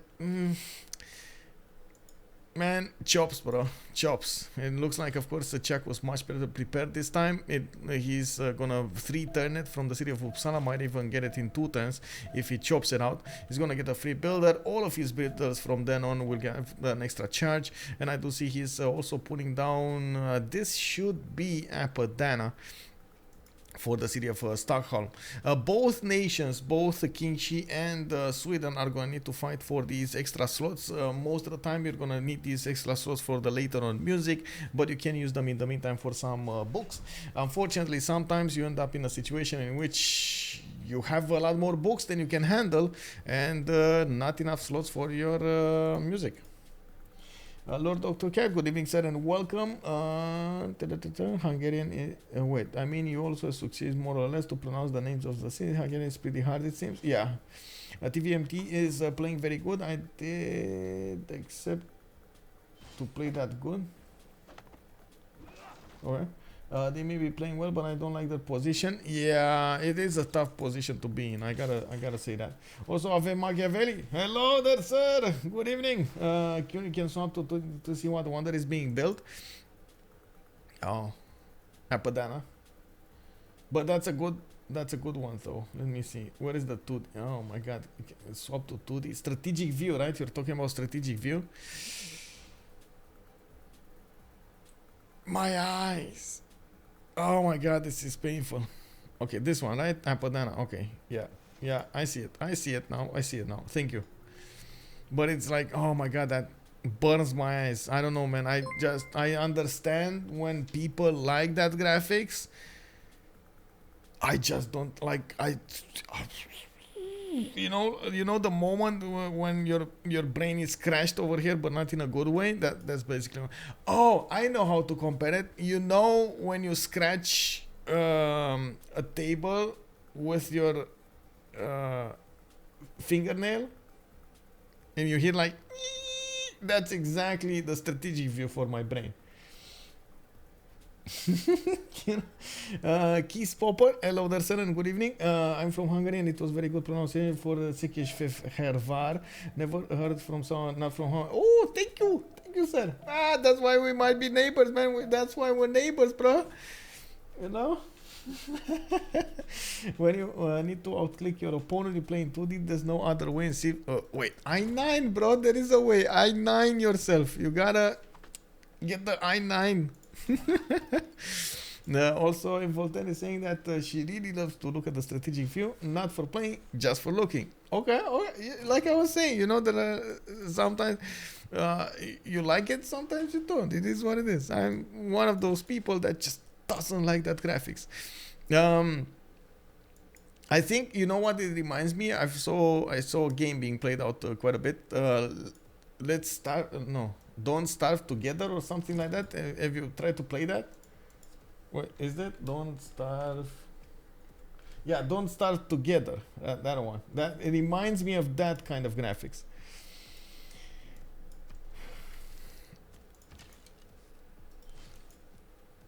Wait. England is on the other sea? Yes. Yes, he did actually get a city over here on the east side, and I'm actually quite curious if Gabzou is gonna catch on to this, because he never actually looked on the other coast. He is trying to get some attacks going against Namadol, but I see only 2 galleys over there. He's probably way too focused on Sweden and Gaul to see this coming. And of course we might actually see Connection City. Oh yes, Connection City on Sheffield. He needs to get another one, and not to mention get that the science going. Romrom 24 science, 51 culture. It does have apprenticeship, civil service in 1/7 pop coming out from Manchester soon. He needs to get the builders going. I'm pretty sure he did end up with a feudalism. There we go, with the extra 2 charges. We'll get a lot of improvements done really quickly. Gonna get the campuses going, gonna get that extra science going, and of course try to get cartography with his God of the Sea. He's gonna get an important amount of resources improved here for that extra production. And looking at the north over here, Shenyang is being breached. Phyrsos is attacking that city center with the help of the encampment he built. This would have been awesome if you would have managed to get one catapult, just one catapult would have smashed the defenses of Shenyang, and of course made this a better day. The big problem is actually, I'm not so sure why or how actually that one tile got taken over by a Hungarian swordsman, because that one tile is the best tile to defend it and or attack from. You do get the +6 coming up from ideal terrain. You do get also that river bonus, an extra +5, and of course you do take a look over here that Phyrsos does get 62 defense on his swordsman. He's just gonna keep it there, you know, he's gonna keep it there and he's gonna be fine. In the meantime, more units are coming up from the cities of Phyrsos. He's gonna try to take another tile over here to the west of Shenyang, and I do see Ptitpascal did lose, unfortunately, his pyramids, not before the builder actually expended 2 charges on it. Let's see. England is on IATS. It's amazing how Civ 6 can attract pro players, casual gamers, and people just like to build stuff. Yes. By the way, is anybody here playing challenges? Is anybody here going for the single player challenges? Well, he can get the connection city at any point. Well, yeah, the biggest thing is I guess you do want to connect it right before you get all of those caravels to go through. You don't want to connect it before. You don't want to give your opponent an idea. So yeah, I guess you're right. He will need to settle it later and try to get all of that going. I'm just excited for that to happen, and yeah, let's go. Yeah, Karl Marx, I used to have a computer that didn't run the game properly. The only way I could play with strategic, I've got used to, but yeah, I know, right? Bro. We got challenges in CPL, by the way. I'm not sure if you guys know, but we do have a few challenges coming up from Zondax kind in CPL. Let me actually give you the direct link to them. Give me a second. We're trying to get them going, and of course they're gonna be a bit changed. There we go. There we have it. Just register and get them going there. Zondex guy is amazing, by the way. If you guys don't know him, he's amazing. He's been doing the challenges for some time with achievements, with all of the details done and a little story behind them. It's just unbelievable. At the same time, on CPL, most of the players do like the mods. So I hope we're gonna get the middle ground, and we're gonna see some form of challenges with the mods on. Yeah, exactly. The challenges from he's doing it for the TGM Discord. Yeah, also, yes, indeed.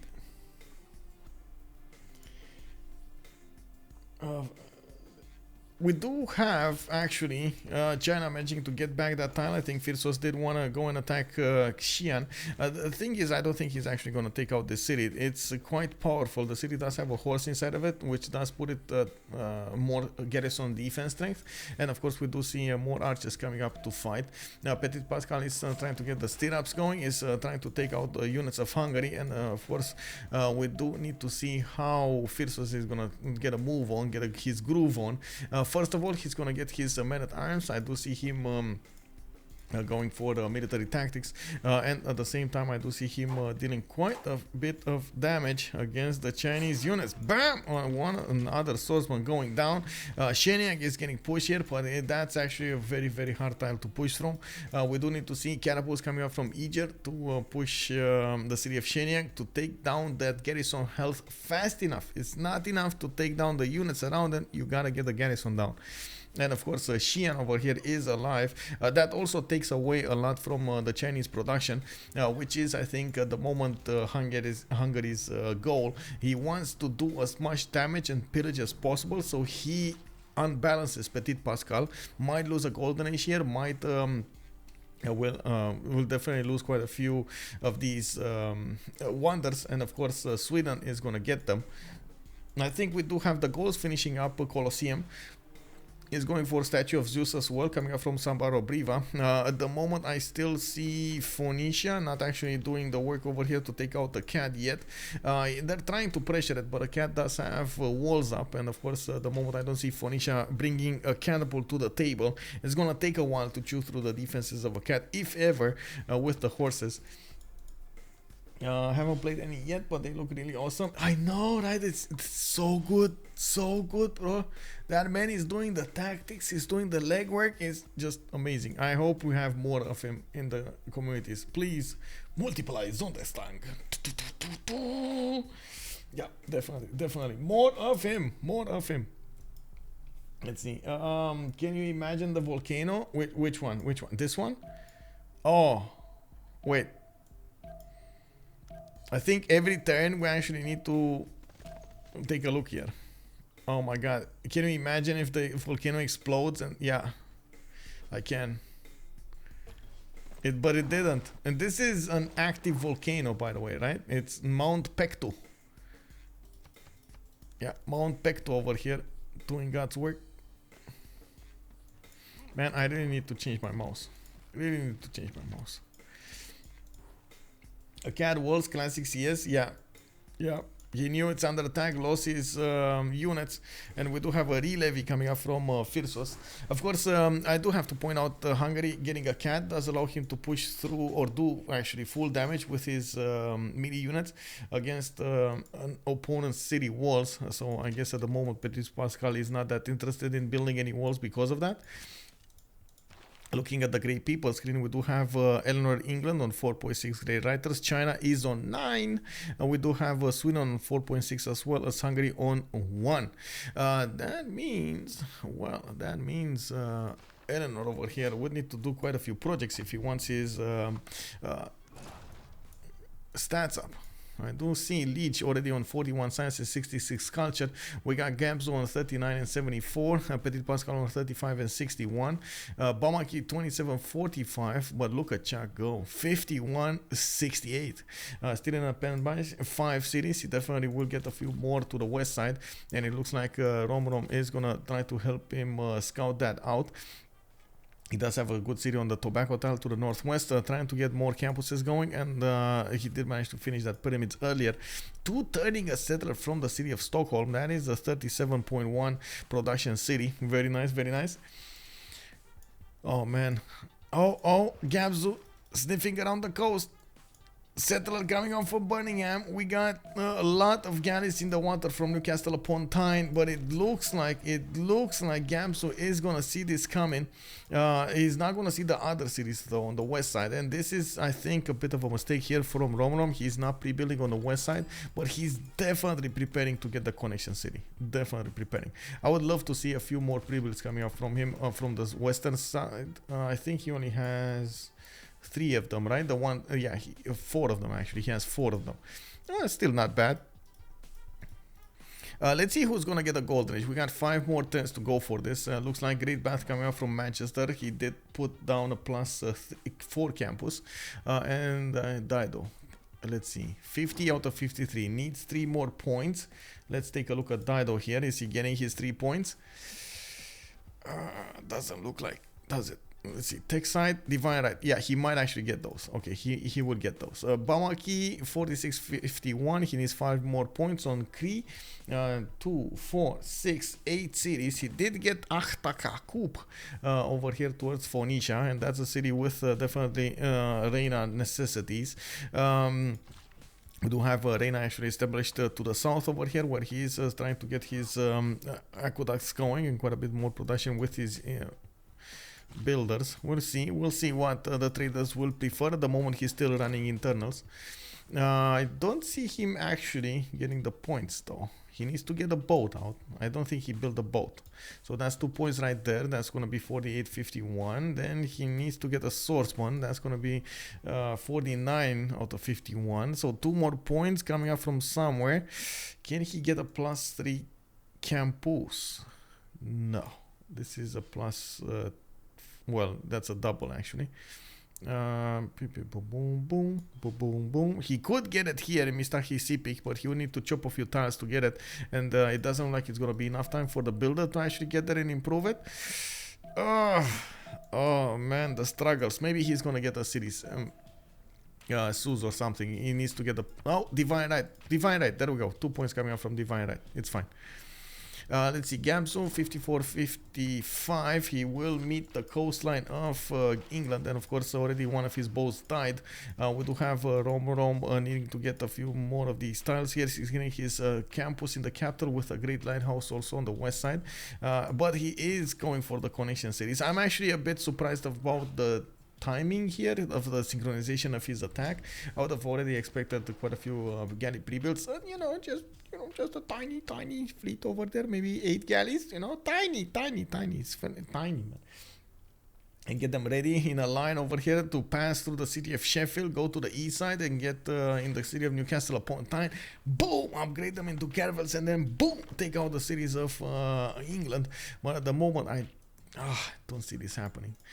We do need to take a look here at what's going on. Qin-Shi Huang coming up with Monumentality Golden Age. Okay, 68.55. He's definitely gonna get that going. He is, oh my god, he's under attack so badly.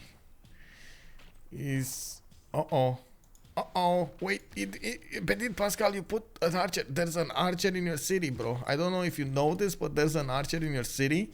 And those horses are really looking angrily at your city, bro. You need to take care of this. Oh my god, yeah, there we go. He did.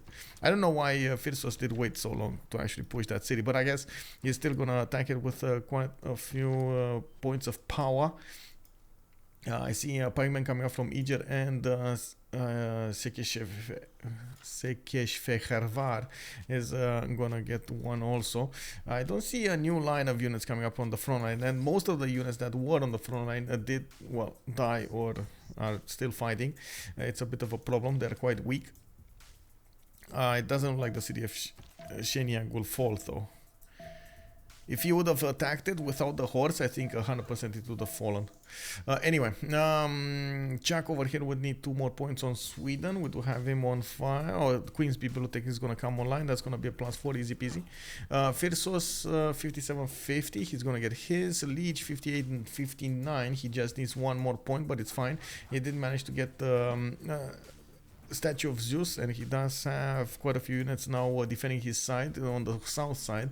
A lot more Oppidums also are in the build queues, and I do see intelligence agency coming up from Aduatuca. We do need to see. Oh, he got. Oh my god, that's beautiful. He got a harbor coming up in the northern cities. He has coastal trade routes with the Chuck already. He's getting that gold for his teammates. 48 on his side, 93 on Chuck. Very nice, very nice. 166 pro. Wait, is this real? Is this actual stats over here? We got all of Ulysses' team over 120, and Tsingy has only 1 member with 150. Oh, those are the internal trade routes of Pound Maker. Oh, finally he improved the cattle. Okay, guys, big question. Do you think this cattle tile right here is from the capital city, or for Wixkayo Kisane from the other city? What do you think, guys? Capital or other city? Just name this. Is this capital or other city? This cattle tile. You see the one with the trader? I'm gonna put it in the middle of the screen. The first one to answer will get that.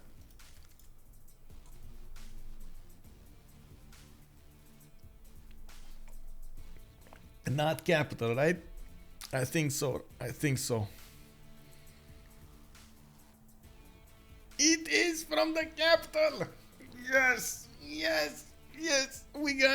We got over here Bamaki, knowing he's gonna get more gold from that, and of course he does need to improve another cattle tile over here, which he did manage to not actually switch it. Please switch it.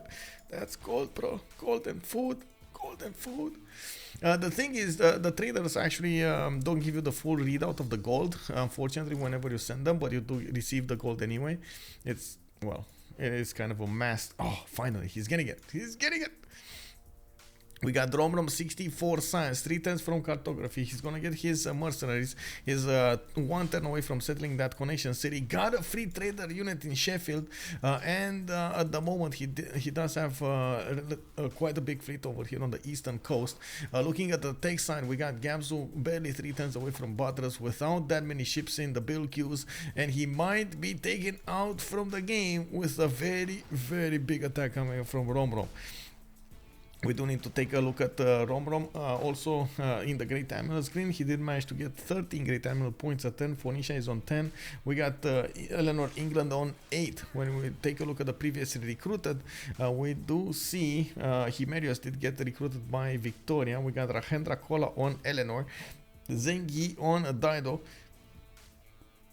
and that's about it. Wait, where is the guy who's Duilius?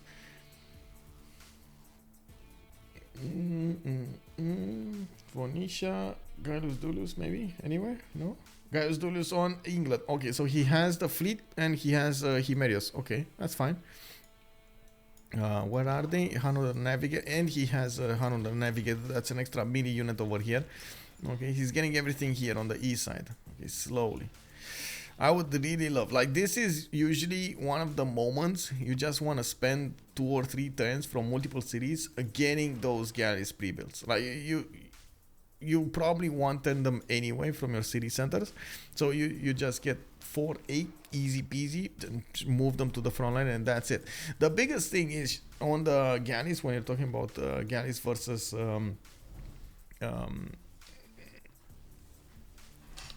caravels, the production between them is, the difference in production is insane. First of all, the galleys, you get to build them with cart, or the other side, the caravels is going to take a while to get to Merchant Republic to build them with the cart, so it's just so much of a difference in production. So ideally, you want to get as many galleys out as possible and not really end up in a situation in which you lost your fleet and you have to upgrade some more, but you can't because you need to hard build them. It's just not going to be feasible. So I've seen so many times this happening, and it's so sad whenever I see this. For, you know, an extra library, you might need to get like how to say, instead of an extra library, you could have actually had a few more of these boats out right on time. But anyway, it's fine. It's fine. I guess Romrom over here is going to have 2, 4, 6, 8, 9 over here with another from the west side. And that's going to be 13 boats that he can put in the water into caravels. And then he's going to start working on his frigates and so on.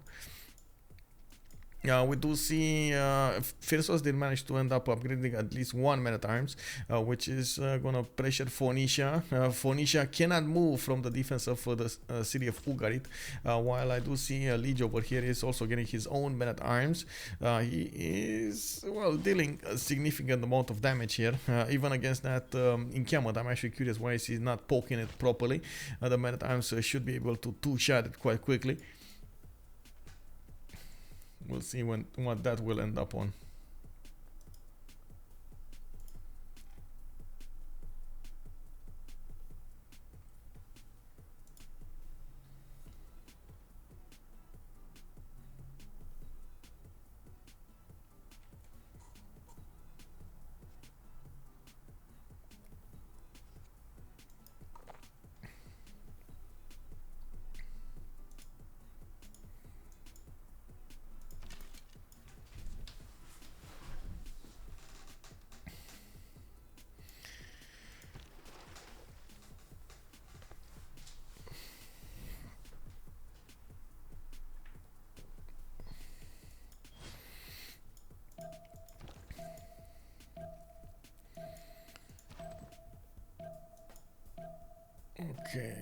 Okay. When the next turn is going to be the next turn. I think everybody has it, right? 59, 59, 59. Yeah, golden. On a line, we got all of the golden ages here. We're going to need to check out their points and see. Oh, Phyrsos breaching through the defenses of China.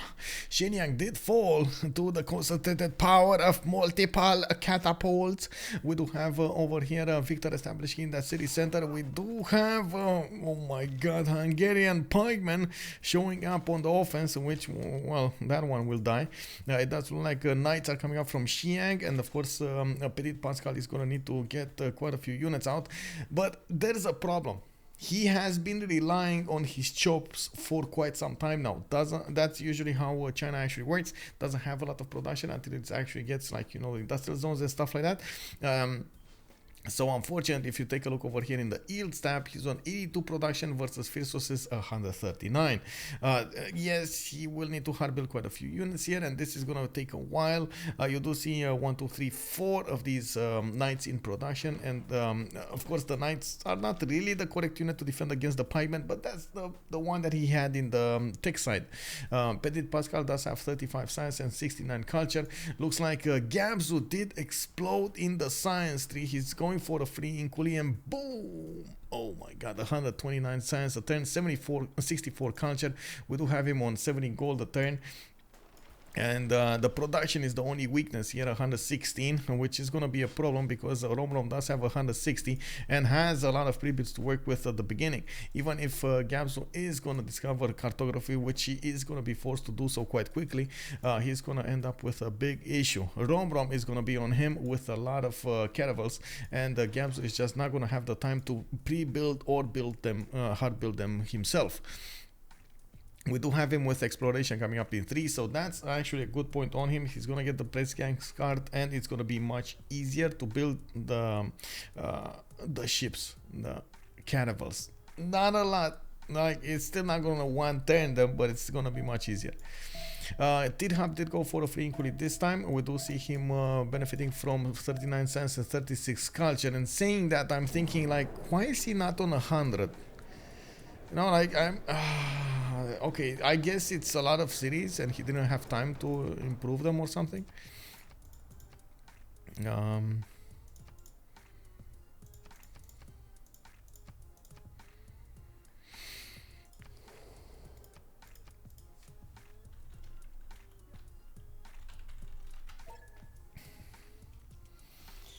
The damage in China has been done. I believe if he let China know, he's not gonna recover. Yeah.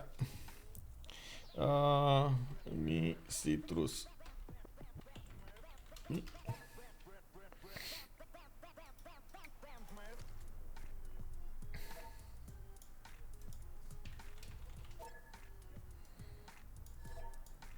Okay. So I'm gonna go A, he's gonna go B. We don't have that many amazing resolutions, by the way. Duplicates of a luxury resource, okay, a few more amenities. Diplomatic victory, well, that could be interesting. And then 20, well, faster pop for no growth. So not really amazing. It is what it is. Did Sweden get Hypatia? That's a good question. Thank you, ma'am. Totally forgot about that. Yes, he did get Hypatia. Yes, I see it over here. Hypatia got recruited in the year of 900 BC. Let's keep on watching what's going on the Golden Age side. We do have Bamaki, pen, brush, and voice on 47 science and 76 culture. Definitely quite a few cities, but at the moment he's not really able to affect the game that much, especially since 2 of his allies are going to go down. That's going to be England coming up over here, and I do see Ptitpascal. Ptitpascal is going to try to keep a hold of his cities with knights, but he is if he starts losing the cities to the north, the south city Qin-Shi will definitely fall at frigates. I'm pretty sure England over here will get that quite soon. And then he's going to be on too few cities to actually properly defend there. We got Eleanor on free inquiry golden age, 132 science of 73 culture. Amazing, by the way, from him. On the other side, we got Christina coming. Oh, wait, Ptitpascal, second monumentality golden age. Okay, so he keeps on going on that monumentality. And this is what I wanted to say, by the way, and show you about the knights. You see over here on the pikemen, this is just not the correct unit to go against the pikemen. But I guess at the same time, he is going to try to defend against this. So we'll see if this actually is going to allow him to do something. We do have Christina coming up with 100 science, 79 culture, 150 production, and I do see Chuck benefiting from pen, brush, and voice, monarchy as well. Let me actually take a look at culture side. We do have in the overall tab Matthias, no, Christina on 20 tourism. Wait, what? 20 tourism a turn? Ew, like really, bro? Like looking Qin-Shi, he's like 51, but I guess he's dying, so you know he's paying the price for that tourism. Yeah, we do have Phyrsos coming up with a pen, brush, and voice, 48 science and 63 culture. Definitely staying a little bit on top on the science against the Ptitpascal, but has a lot less culture to work with. I'm sure Ptitpascal here is going to try to get nationalism faster. Lege, 63 science and 94 culture, has the ability to actually put pressure on Phoenicia. He did take down that encampment two-shotted with the man-at-arms, and I do see Tithub over here is going to need to upgrade his units. He is going to get more and more pressure on the borders of Hungary. We do have Romrom, free inquiry golden age, 129 science and 62 culture. He is going to be on par with Gabzou over here, and we do see he did start to upgrade his caravels. Does have, I'm unfortunately a bit of a lack of gold here, and that will be a problem. He did manage to get a free caravel from Hanno the Navigator, and I do see he has more boats coming up from the west side, but they didn't actually get the waypoint on the east. Oh, I see what he's going. He did put the galleys in Manchester, so he gets actually Hanno the Navigator on the east side. That's why. And he has 1, 2, 3, 4, 5, 6 caravels upgraded with the possibility to get a fleet. Not bad. Not bad. Not amazing, but not bad. And now, of course, Gabzou is going to try to get his own caravels in the water. He did manage to get quite a few galleys, and he's going to build a few more. Gold is an issue on their team as well, while, of course, in the yields tab here, we do see there's a lot more gold generated on the left team, on veux mon Tsingy, than we have on Ulysse. But that production, oh my god, that straight-up production is amazing. Lege over here is starting to push Phoenicia, which is a big gold generator for his team. While I do see Lege also bringing up catapults to the table, to the fight. He's gonna give Tithub a run for his money on the city of Hungary here. Objectus. I think Cree needs pop growth so that he can outscale. Otherwise, TVMT has no chance. Yeah.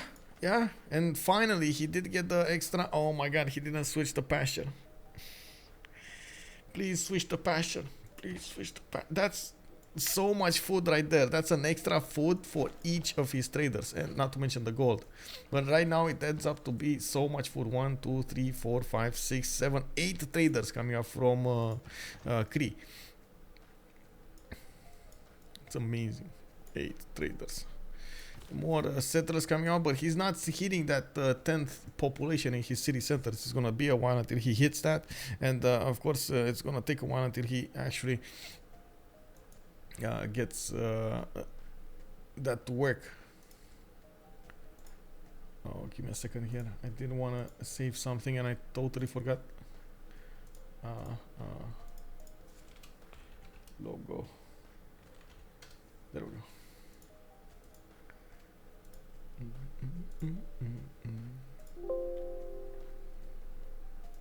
Sure. Okay, so we got a fleet moving coming up from Romrom. I do have to point out this fleet is moving with an extra movement point. We do have Great Lighthouse is finished over here in Plymouth, and he is putting a little bit of pressure, just enough pressure on Ptitpascal, so Ptitpascal is not going to put all of the units to the north.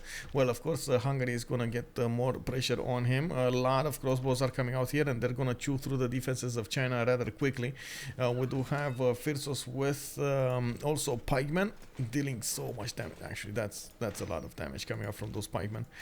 71 against the knights, 68.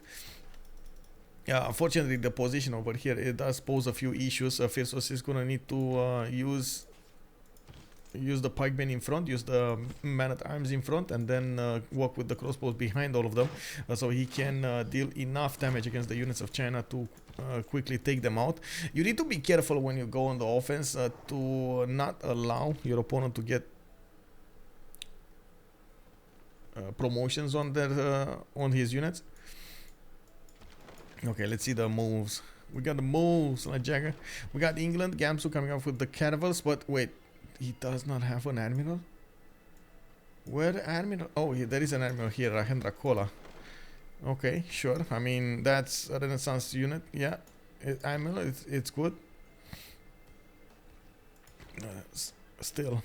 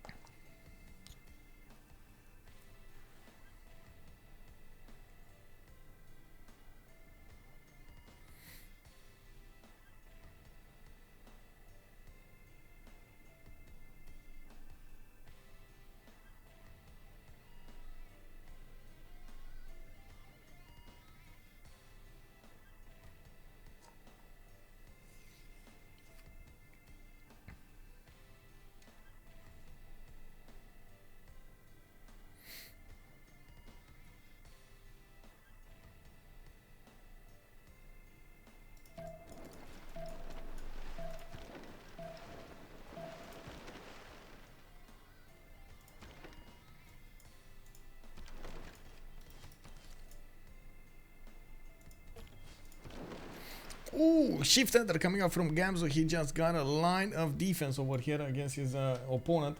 Maybe he can trap Rahendra offside. That would be amazing though, if he would have managed to do that, but that didn't happen. Gabzou was on the buttons. I'm sorry, I got distracted a little bit there, was reading through something.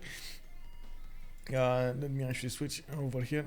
Okay, there we go. We do have Lege keeping on the pressure on Hungary, turning on the heat there, and forcing Phoenicia to spend more gold, taking away from the gold that Gabzou would need to upgrade his own units. Gabzou starting up his Sea Dog production, while Romrom at the moment is at a loss. He cannot successfully pressure Gabzou here on the sea. He's gonna need to get frigates to actually, go through that wall of cannibals much easier without actually starting to trade units. If he starts trading units, it might go bad for him. The good thing is he does have a lot of science, so he just starts chopping out quite a few units here. A lot of his allies did manage to get a lot of science going, and I do see Chuck was kind enough to go for military engineering for him, so he has the Niter. We do need to see, okay, 4 units can be upgraded here from what I can see, or actually, yeah, he has 4 units. He's building some more from Blackburn. Needs to be careful how and when he's gonna get the upgrades going, and of course if he's gonna use the card or not. From the north, we do have Phyrsos getting his black armies. That's a 61 61 attack strength unit. Not that strong, especially without. Gabzou actually got Singapore. Wow. Okay, I guess he needed that for. That's. Oh my God! He spent so much gold on this. So much gold on that. But I guess he did get the golden age, so it was worth. I do see Phyrsos definitely needs to get more units out. I would believe he's not actually gonna. I'm actually surprised he's going for black armies instead of going for his even men at arms or pikemen. They would definitely be the best unit to go against these knights, especially with the crossbows behind them. But it is what it is. In the meantime, Ptitpascal is. Getting his crouching tigers, which are going to be amazing units attacking into the pikemen. They do have the +7 when they're attacking units right next to them, and as you can see over here, they did just one shot. Well, I guess Archer did make a bit of a dent over there on that low HP pikeman. We do have a catapult that did need to retreat because it was taking damage from the Chinese units, and now he's pressing on with his black armies against the units of China. China doesn't have a lot of production to hard build these units, and losing his chop ability put him on the back end, while as you can see over here, Hungary is putting an all into this. He has a lot of black armies coming up from his cities and a lot more production to work with. We're talking about 175 production versus 88 production coming up from Ptitpascal. And Inkiamon will finish next turn from Shenyang, which will allow that city center to actually work on something else or get walls. It's actually a good tile to use to attack into his opponents here. The city center of Shenyang is actually 2 tiles away from that encampment, making it very easy for the catapult to just walk in on the encampment and poop, put some balls on a cyan. Now we got Phoenicia trying to expand a little bit more behind all of this attack. Unfortunately, the city of Ugarit, which is his most powerful city, it looks like it's going to fall to the concentrated power of the Gallic nation. We got a lot of catapults coming up to the fight here, and they're going to end up attacking into that city center soon. At the moment, the catapults don't do a lot of damage, but I'm sure when you have a lot of them attacking into one city center, well, that's going to make a change. Also, good evening, Mama Leto. Hello there, sir. Nate 8, hello there, sir, and welcome. Thing is China with a 100 culture. He's gonna have cores, English units north of China. Yeah, we did have English units north of China indeed. I'm actually quite curious if Gabzou is gonna do anything with them. The biggest problem with these units is the fact that they're not upgraded. So even if they do end up here, they're just gonna die attacking into the units of Hungary without actually getting anything done. It's basically free experience for Hungary, so I think Gabzou is just not gonna handle them. On this side, we do have Gabzou getting more caravels, upgrading his side of the puddle. We do have also Romrom getting the upgrades for his frigates, but not actually putting the gold in. I'm not sure what he's waiting for. Maybe he doesn't know his ally did manage to get the Niter for him. Maybe he does, and he wants to bamboozle us. I don't know. Maybe he's What do we have Sweden doing here? Sweden. Sweden not doing anything actually. More lighthouses. Okay, he's getting the economy. He's getting that nice and juicy theater square going. And I do see him creeping closer to England, but not much of anything else. Would love to see some pre-builds over. Well, not pre-builds. Can you even pre-build those? Let me see. Carolians. I think you should be able to pre-build them. Yeah, they upgrade from pikemen. Yeah, you can. It would have been amazing if he had Statue of Zeus, but anyway, it is what it is. I think it's good on the goal. Anyway, it's fine. Okay, Romrom, definitely waiting for those frigates, but I'm actually at a loss here. Why is he waiting this long? Like Chak has Niter, Phyrsos has Niter. They don't need to wait this long. Maybe it's a gold problem. Is that a gold problem? No, they actually have enough gold. I'm not sure. Maybe he's just not ready, you know, like mentally ready. He just wants to be ready in full when he's gonna go and take out his opponent. What is he taking? That's a good question. Boom. We do have Chuck on square rigging, Romrom on stirrups. Let's go middle tree. Also, Graf Zebeli, good evening, sir, and welcome. We got more crouching tigers coming up from the cities of China. He is pressured over here by those black armies getting right next to Xi'an. The city of Longxi is under siege. Victor is going to establish over there, and that is, oh my god, defended by a Knight Corps. It's going to be very hard to punch through the defense. Oh my god, the crossbow doesn't even do anything. The city center is the bomb. He's gonna get more strength with Garden Victor in the walls there, and of course we do need to see how Phyrsos is gonna do this one. At the moment it looks like city center went. Oh my god, look how important it was for that Knight Corps to get out of the city. Of course, a good point was made over here. Ptitpascal is gonna get his core ability soon. If he didn't get it yet, but he's gonna get it. I think he just got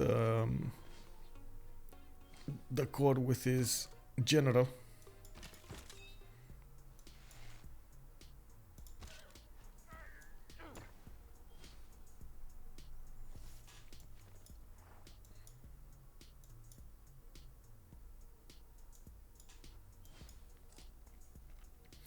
Are they players all male? I'm always saying he. In this game, yes, all players are male. Yes, in this game, I have that issue as well. Sometimes I don't know if there's a female behind the screen or a male. So I'm, getting Pikachu faced sometimes. I did get this with Tardigrade. Oh my god, I apologized afterwards. I was like, no, I did the big boo-boo. I'm so sorry. Big boo-boo from my side. Please accept my apologies. And she did. She was very kind. It's sometimes, of course, on the internet, it's very hard to know the person playing or that you're talking about. It's not that easy to get a read from just their names. Yeah, big boo-boo. Let's take a look at what's going on here. We do have England getting Sea Dogs coming up over here. Multiple universities. Okay, I see. Yeah, he's gonna get the Sea Dogs are actually. So you see the Sea Dogs melee strength is 40 strength, but if you take a look at the we don't have actually frigates at the moment. If you take a look at the frigates, it's strength, it is gonna be 45, so that's a 5 more melee strength base. The Sea Dogs are not really good or well equipped to handle the caravels attacking into them. So they die rather quickly if you don't protect them. Unfortunately, I think Gabzou doesn't have another choice here. He needs to get these out as fast as possible and try to get some defenses going against the upcoming attack. England is putting a lot of economic pressure on him, forcing him to upgrade his units, while in the meantime, Romrom here, you do see he's expanding his production. He's getting his fleet pre-built here. We got 2, 4, 6, 8 of these frigates pre-built with more galleys also on the way. That's going to be quite important when he's going to try to upgrade everything. But he does need 40 niter to do this, and he has actually 40 niter to do this on his teammates. Chuck is 25, Phyrsos is 15. It's just a matter of getting the niter from his teammates. This is the thing that's at the moment a bit surprising for me. I would have expected him to go for it anyway. But anyway, it's fine. We'll see. Even a few, like even 4 frigates would have managed to do so much of a defense here. It would have allowed him to keep on pressuring Gabzou, force him to build units, not science. And oh my god, disaster strikes. Okay, Leeds' campus got taken out entirely. Romrom, okay, there we go. Romrom just built the first frigate. He got his niter. Okay, come on, upgrade everything. No, go, click. It's 80 gold a pop with 5 niter. Okay, Hungary did fall, and the moment Tithub did lose his biggest citadel yet. We do need to see how he's gonna try to defend against the city, on the city of Biruta, and of course his capital city is not that far away from being taken over. It's gonna be right up there. We do have, as you can see over here, a lot of bonuses coming up on these pikemen going against the Phoenician units. Phoenicia did not manage to get the stronger units there. No, he has many times, so at least that. Looking at the Phoenicia science, he's going for construction, diplomatic service. He did manage to acquire, or I guess say, get to 100 science. It was just a matter of time because he did have a lot of cities to work with. The Squadrons were getting online, so he did need to get there.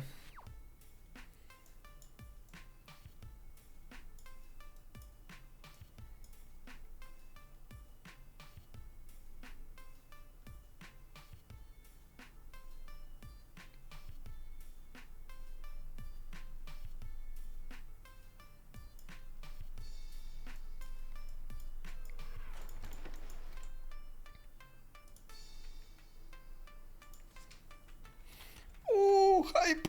We got another short going on. Oh my god, I forgot to put a short of this week. Oh yes, I need to put a short on online. I had a few things to go through this week, and I was like a bit outphased. Yesterday I didn't even sleep home. I went to my parents' home, and I had to go and watch the dogs, so I totally forgot to do my other stuff. And I just thank you.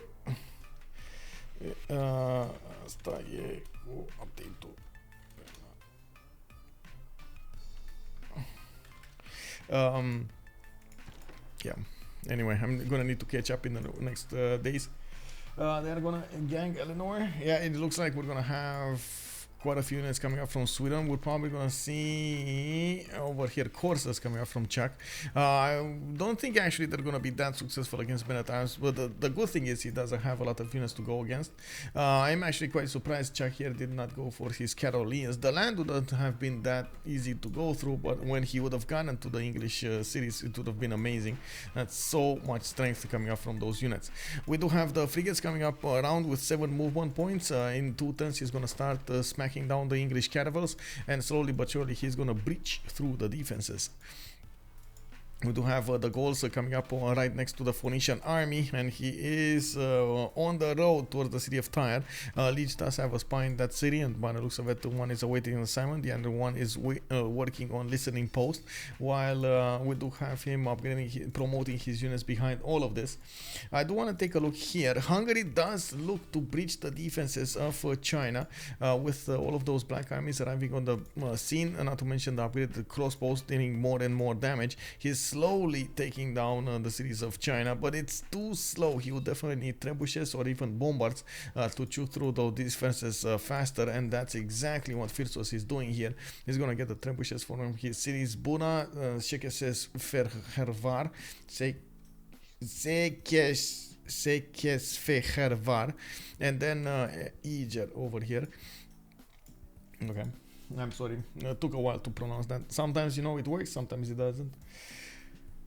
Oh, city on another continent from England. He did get it on the green continent on the west side, so he gets a free trader, or I should say a free, an extra trader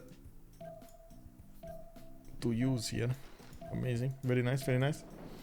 If we prepare gang, why does it not matter? I want what to build, naval or land, and defend where? Yeah, balance.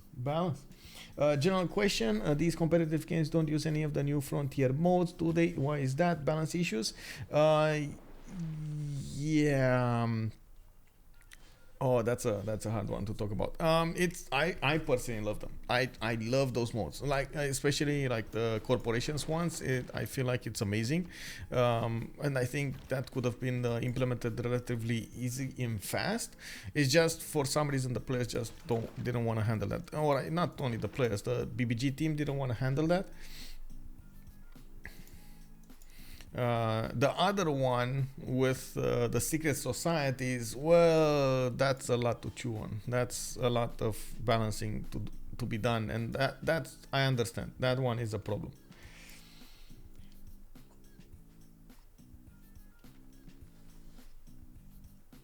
Let's see. City of Xi'an slowly falling. We do have the trebuchet arriving in Shenyang's encampment and slowly taking down the defenses. He's going to take the capital. So we might actually see 3 capitals fall with only 1 remaining. That's Miki Sivwachik coming up from Bamaki. They would need to take this capital for a domination victory, but I think the players might just CC before that. Imagine one team taking Hercules, Himiko, and Beowulf and Sinbad and instant. Oh yeah, I mean, yeah, I'm not even talking like Heroes and Legends or what is that name called is just, yeah, that's way out there. You know, like way out there, but it is in line with what the Civ developers wanted for the players to feel, like, you know, that insane power when you're building up these empires, and you do feel you're gonna be slapping all of your opponents silly, but at the same time in a multiplayer environment, that, you know, something that the players just don't want to happen. That's one of the reasons they're trying and doing a lot of amazing work with BBG over here, trying to dwindle advantages of some civilizations, increase the others, and so on. But it's such a big project that I think it will never end, actually. Just BBG is way, like, not BBG itself, the game is way too complex for it to be ever fully balanced, if you know what I mean. It's much better now than it was 2 years ago, but it will never be fully balanced.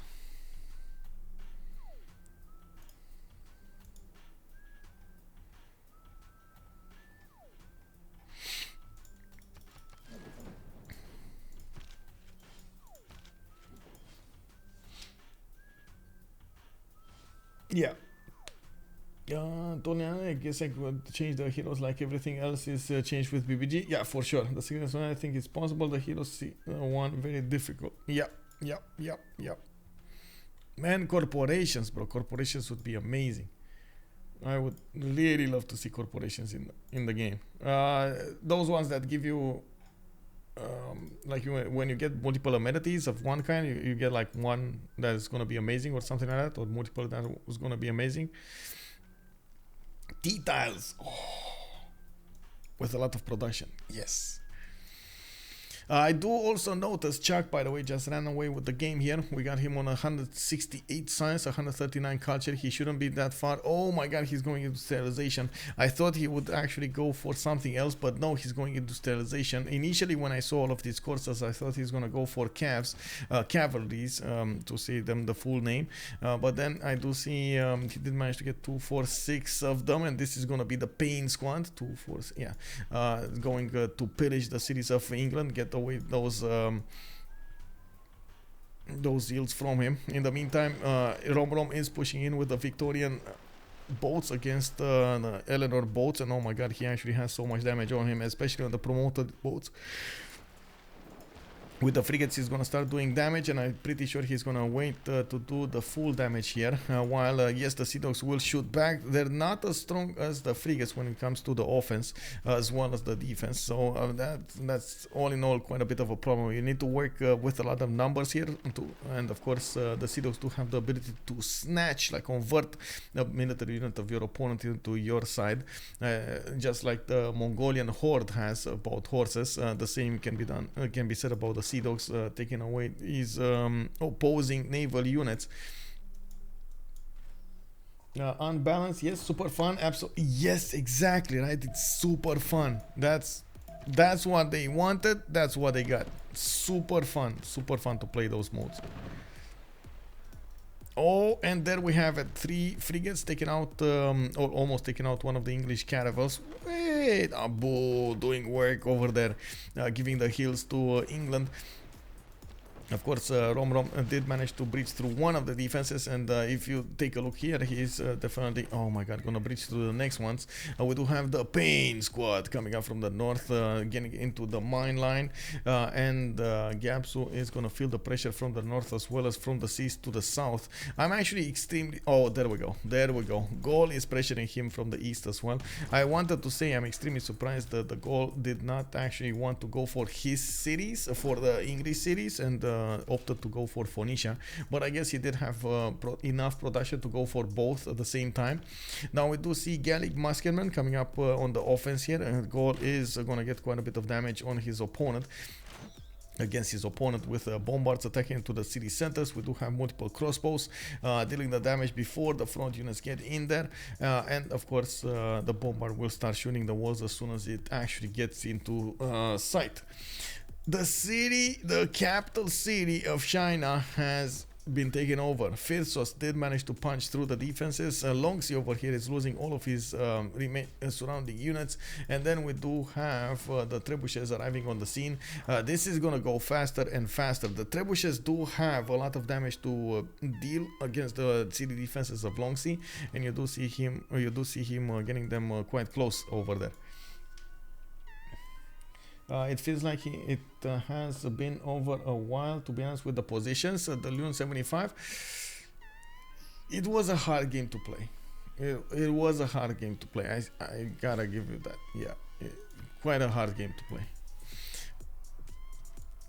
Cree over here was basically relying on his teammates to stay alive so he can get his sim up. He did manage to do 130 science, 136 culture, has more than decent amount of gold, 145, and look at that production. Oh my god, he's actually doing more than Lege on 357, but unfortunately he's way too far from the party, from all over, everywhere else on the map, that he cannot affect this other than just give resources to his teammates, and that's about it. He still has cities in development, and we actually did not see Ainfa Yaya Yokul coming up in the south over here. Wait, that's a city? That's actually a city name? Wapmagustui? Wapmagustui. Interesting.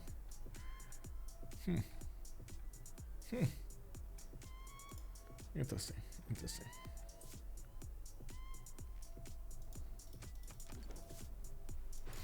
Okay, so let's see. City of Longxi is going to get attacked here by those trebuchets. We do have them actually needing 2 more turns to get there. While, yes, China is trying to get a few more units over here, but it's just a matter of time until he's going to lose Qin-Shi as well. I'm actually quite curious why England didn't build a frigate. Well, he's going to get one with the Quadrim he has in Plymouth, so it should be fine. I do also notice more units die from England. We do have the pillages coming out from Sweden, managing to take down 3 mines this turn, while England did put the pressure on Eleanor. I do see him still available with 2 of these frigates to attack into 1 caravel. He needs to keep up the pressure. Yes, even if the boats do heal, it's very important to keep up the pressure over here on Eleanor's units. He definitely has a lot of strength coming up from these units, and even if he takes a few hits from the frigates, he's gonna get the promotions on.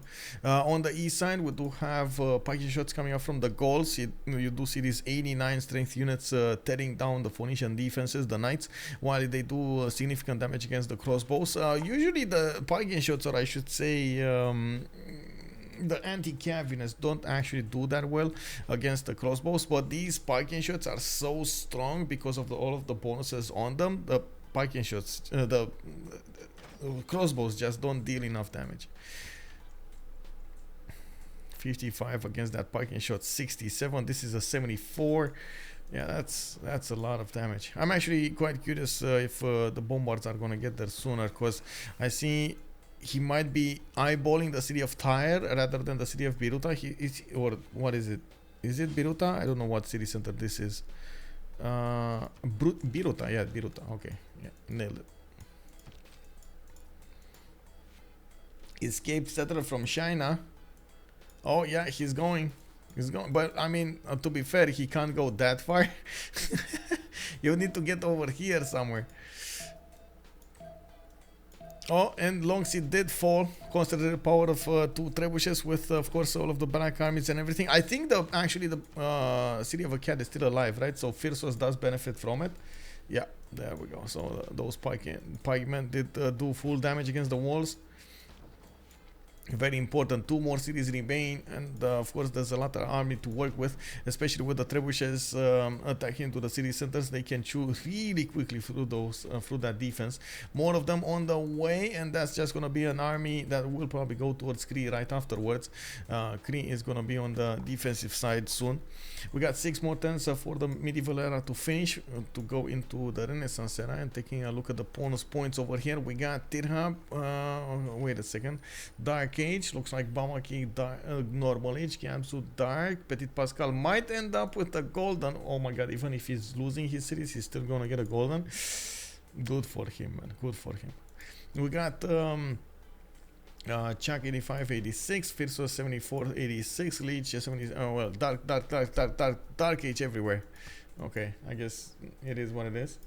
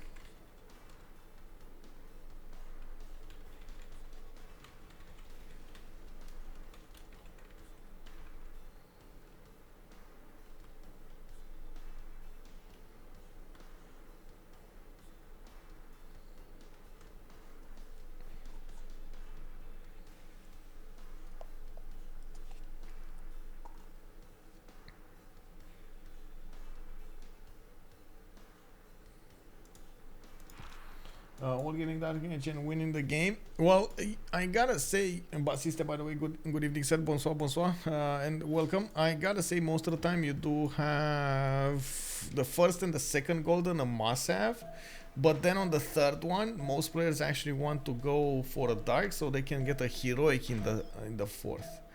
You know, it's just so much better to get that fourth heroic.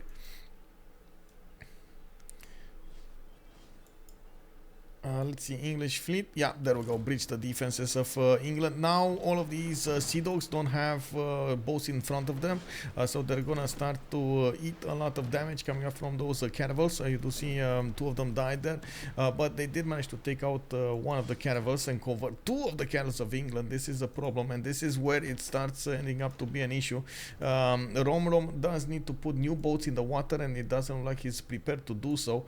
Did manage to get a sea dog here, and I do see he has a few more in the capital to replenish the ones on the east, but it doesn't look like it's going to be enough.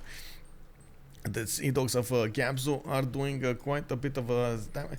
Oh man, Romrom is underestimating his opponent. No.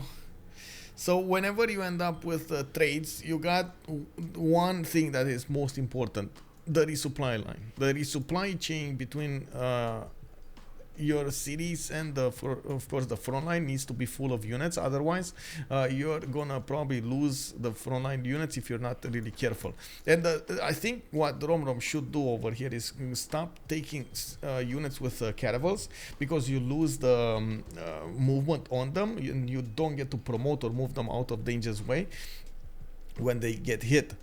So just keep on pressuring your opponent with your frigates, and it's fine if they get promotions, but most of the time you're gonna have more strength going against your opponent, especially against sea dogs. You do 2-shot them with the frigates.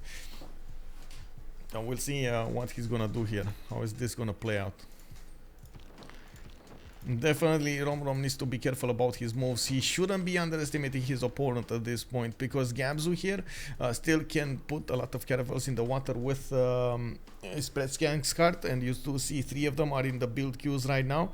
This is more than England has on the map at the moment. 1, 2, 3, 4, 5. The 5th one is actually really low HP, and then I do see 1, 2, 3 over here. With the 3, it's gonna have 6. Gabzou is gonna have 6.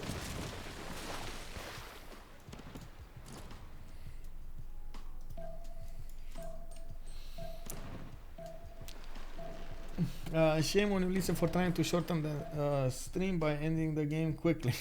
Kick W. Put a settle on the honey. Where's the honey? There's a honey tile somewhere. Oh, honey tile here, you mean? Oh, that was right in the face of Sweden. You would have been looking for trouble there, man. You do see how many pillages have been made in Preston. I do see, of course, Chuck doing the pillages in Bristol, forcing Gabs over here to get some more units. And of course, in the meantime, we do see Romrom needs to figure out a way to take out all of the caravels of England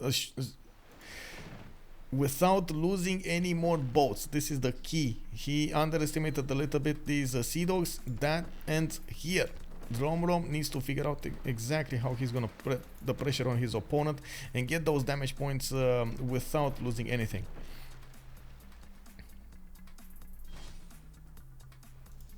Hello?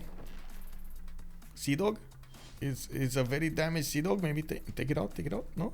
Okay, well. Let's take a look at what's going on here. Looks like at the moment Lege's attack did stall out even with the pikey shot. He does need a few more units to work with. He did send all of his resupplies from the city of Hungary to the cities of Bradford, trying to put more pressure on Gabzou over here to the north of Bradford, which does mean the attack on Phoenicia did stall.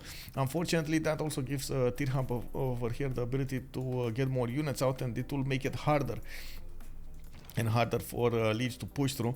It's a good thing that he did manage to get a lot more science and culture than his opponent, and of course the economy is actually the differentiator between them. We do have the moment veux mon Tsingy with more than 500 gold per turn, 290, 260, 38 to 26, while we do have on the other side Ulysse 186, 18, 69 and 23. But one of the players of veux mon Tsingy is basically dying. We've got Qin-Shi being taken over by these black armies, while Beijing is also going to be doomed here.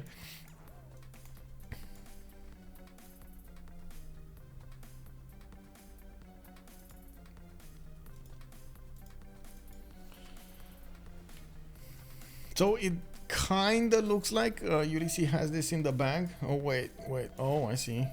Is this a safety settler from Tithub? Interesting. Okay, 5 more turns until the World Congress, and I do see Bamaki over here. He might actually get a golden age. Yeah, he's gonna get a golden age. A great library coming up from Mixivuachik. I do see caravels also coming up from him. Needs to get a defense on the city of Cheng. Oh no. Ptitpascal did settle the city of Chengdu here. The safety settle doesn't seem to be that safe though. He does have walls up, but it does also have a road to it. And I'm pretty sure China is going to lose his city rather quickly here with the trebuchet corps attacking into them. Boom! Look at that strength taken down. Qin-Shi also going to fall this turn. We don't have that many units available for China to work with. And the ones that are alive are dying really quickly. There we go. Another city has fallen. The repositioning of the Hungarian troops next to the city of Beijing is going to happen. While I do need to see what Sweden is going to do. Finally, some pikemen are coming out of his cities. Really curious if he's going to put those Carolians to work. Did manage to now to get a lot of culture going from these open air museums. He does have only, let's see his tourism per turn, 84 tourism per turn. Czech is on let's see, 2 out of 53, while China was already on 7 out of 62, but that culture defense is getting higher and higher. And of course China's losing cities very much faster than he's actually getting his tourism going, or tourists going. Probably not gonna happen. There's a wait next to the barrier. If there was a barrier, oh, this one. Yeah, but this was honestly this was probably impossible to actually defend.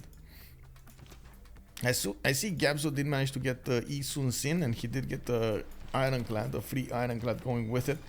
He's gonna start poking around the English units, and he definitely deals a lot of damage against these frigates. The frigates, if they get enough, if he gets enough of them, will take down the ironclad. Gabzou here needs to be careful, just like England needs to be careful to not attack with the ironclad and lose his movement. If he loses his movement, he might lose the unit.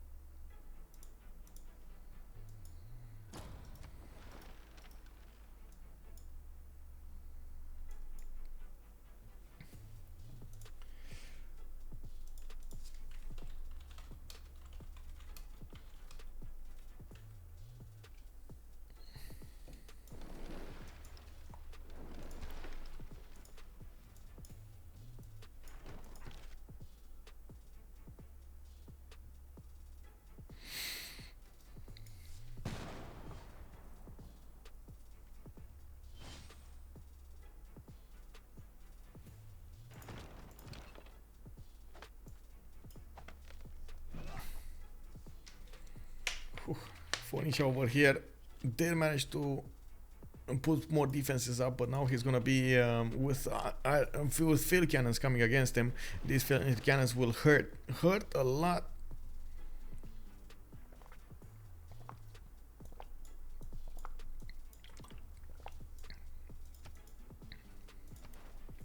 No actual victory condition coming up in this era, except maybe domination later on. We do have Lege gaining those 2 diplomatic victory points from the first World Congress, or actually 3 of them. While from what I can see at the moment, we do have Sweden building up his production. In the yield stamp, we do have Czech on 406 production, Lege is 405, Romrom 255, Phyrsos 255, but still quite better than their counterparts. Gabzou is only on 95 production, and of course you do see him on still on 5 cities. He's starting to lose the defenses of the city of Preston, while he's starting to lose also his boat count. He's getting as many cities in production as possible, while we do see new boats coming up from the shores of England. Definitely needs to hard build them, and it is an advantage that Romrom did manage to get the connection from the west side to the east side. He didn't quite use this advantage. You remember when I was saying that it's a lot better to get 8 more boats than you need to, or something like that? This is exactly for that scenario. Like 8 more pre-builds in the galleys would have allowed him to just keep on pressuring England and take him out completely. Eleanor, I know it's confusing. It's confusing for me. It's England against England. It's Victoria against Eleanor, and I keep saying England. Wow. Did Gaul get all the engineers? Probably. I'm not sure if all of them, but a lot of them. We do have Cree starting up his engineer counts on 9 per turn. Sweden is on 6. England on, well, not all of them actually. Gaul is only on 15, but he got most of them. And Leonardo da Vinci over here is going to be awesome, by the way. He's just going to get such a big infusion of culture. 3 culture coming up from his workshops, I believe. Workshops. Amazing. Okay, we got cavalry fleets coming up from England. He's about to lose his free ink.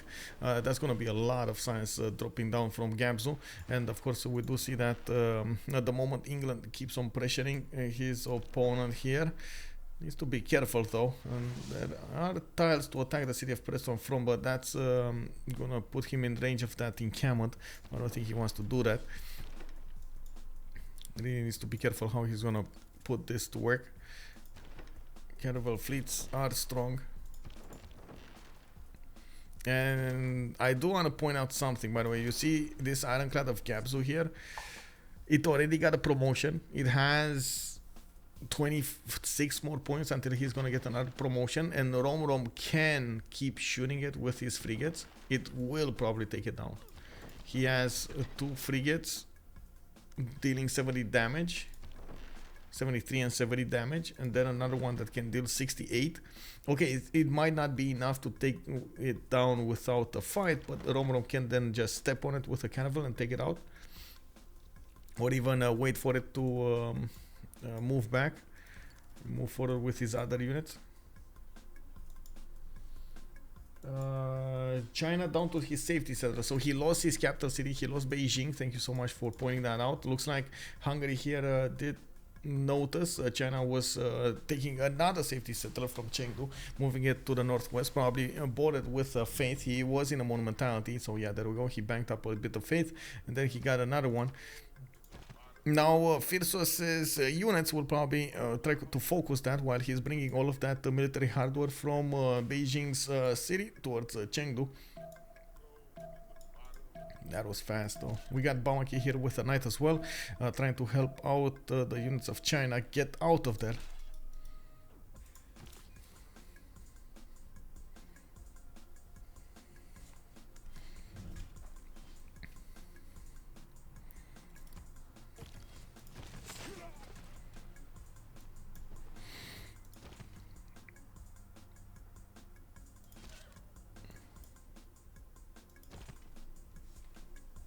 Yeah, he's getting out of there. Getting out of there as soon as possible. Phyrsos will need to breach the defenses really quickly so he doesn't let the settler well, get a new city. Even though honestly, if Ptitpascal puts a city on that march tile, it's gonna be a problem. He needs to actually get somewhere around. Oh no. Oh no. There was a spot here, but it got taken. Oh no. That one spot over there is not going to be available to settle between the cities of Cree. And he's going to need to go either very, very far south or maybe put the city to the north where there is Hungary. Of course, he's not going to want to do that. That's major problem. Major problem. Let me take a look at something here. Of course, we do have England that needs to put all of those boats on the east side now. And he did turn his low HP cannibals in his cities so they can get a few heals off while he keeps on pressuring his opponent here. Looks like yeah, there we go, the ironclad of England did get pushed back into the capital city, and he's gonna need to wait for it to be repaired. Unfortunately, Romrom lost another caravel here. You do see Gabzou is working the Sea Dogs to the maximum effectiveness, trying to make the most out of them attacking. We do have more Sea Dogs coming up from Romrom, and that's a good thing actually coming up from England. Having the advantage of having Sea Dogs and frigates is going to be quite something. If it does manage to capture more of the Eleanor units, is going to be amazing. A few boats coming up from Sweden as well. He did manage to get a harbor from Stockholm, and I do see he's gonna try to help out his buddy over here with a few boats in the water. Wait, one single Carolean? Really? Come on, bro. Could have been amazing to see like 20 of them or something. Anyway, we do have Lege pressuring the city of Phoenicia. Slowly but surely, Phoenicia did manage to get his field cannon technology, and you do see he's gonna benefit from cuirassiers as well as field cannons. He's gonna keep up the defense here for quite some time. Let's see, breach them. Let's go for gold. I'm not sure if gold is the best choice here. Faith, maybe. Yeah, faith and me. Wave. Breach them. Faith.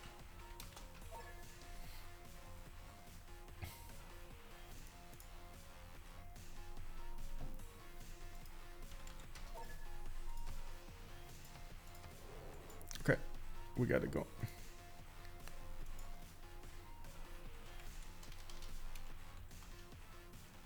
Oh, we got the win on Ulysse. They didn't see a way out of this. Lost a lot of science from that free inquiry top. Of course, Tithub 91 science, 114 culture. Lege was still double his science.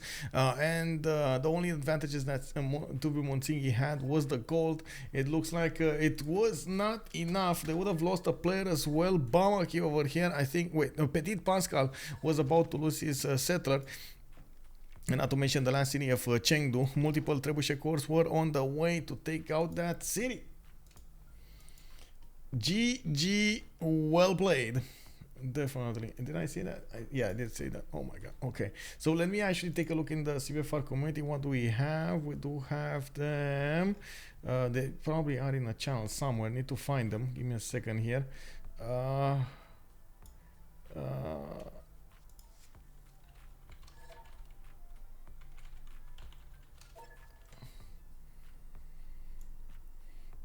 I'm actually looking for them, but I can't find them.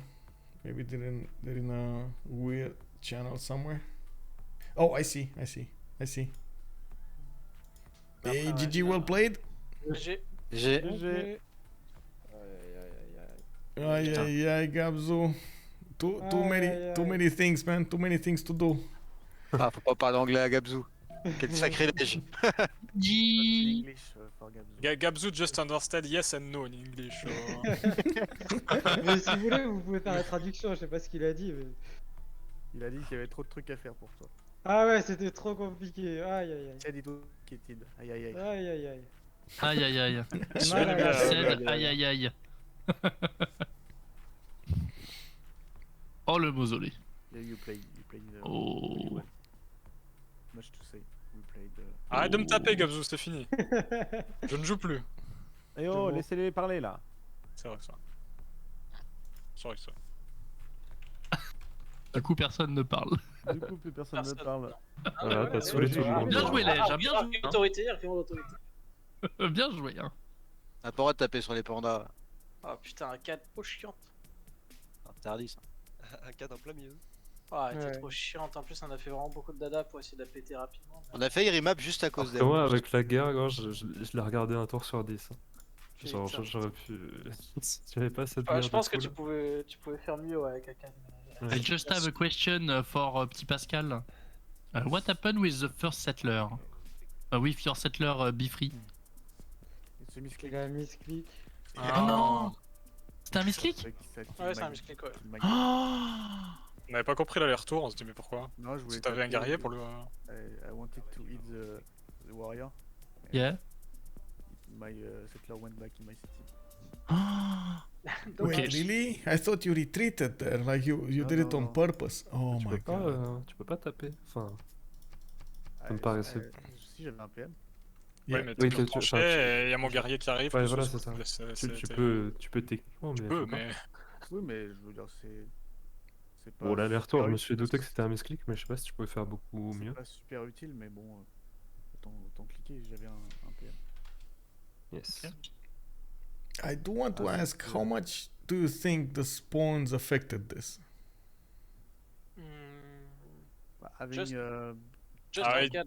If they don't have Arcade, I think it's fair. But they play with Hungary, so Yeah, Akkad do a lot. yes. Because it's Akkad too. I think without Arcade, it's okay because we've got good position to trade. Mhm. but we have two Dégage, naval merci, cities ça with défendra pas ma ville. someone behind them, so it's complicated. Ah, moi je vais faire pareil, il m'en a déjà pris une, le salaud. Yes, without Arcade, I think it's maybe 50-50 and Gabzou is as usual IRL spawn. IRL position, not IRL spawn. Non, good spawn. Vraiment, j'avais une Good grosse spawn, tempo. but IRL position. Yeah. I mean, I'm not really in EC, I just have one city that I put there to make bots, but that's not my main city, I cannot... Ah, mais il avait pas la tempo pour Prod. sortir des bateaux en early. If he had God of the Sea, Ça it conclut would un be peu la better, guerre. yeah. Yeah. Yeah, I hesitated because I wanted fertility right, but when I remember that they have two naval civ, anyway, God of Sea for deny and for me was better.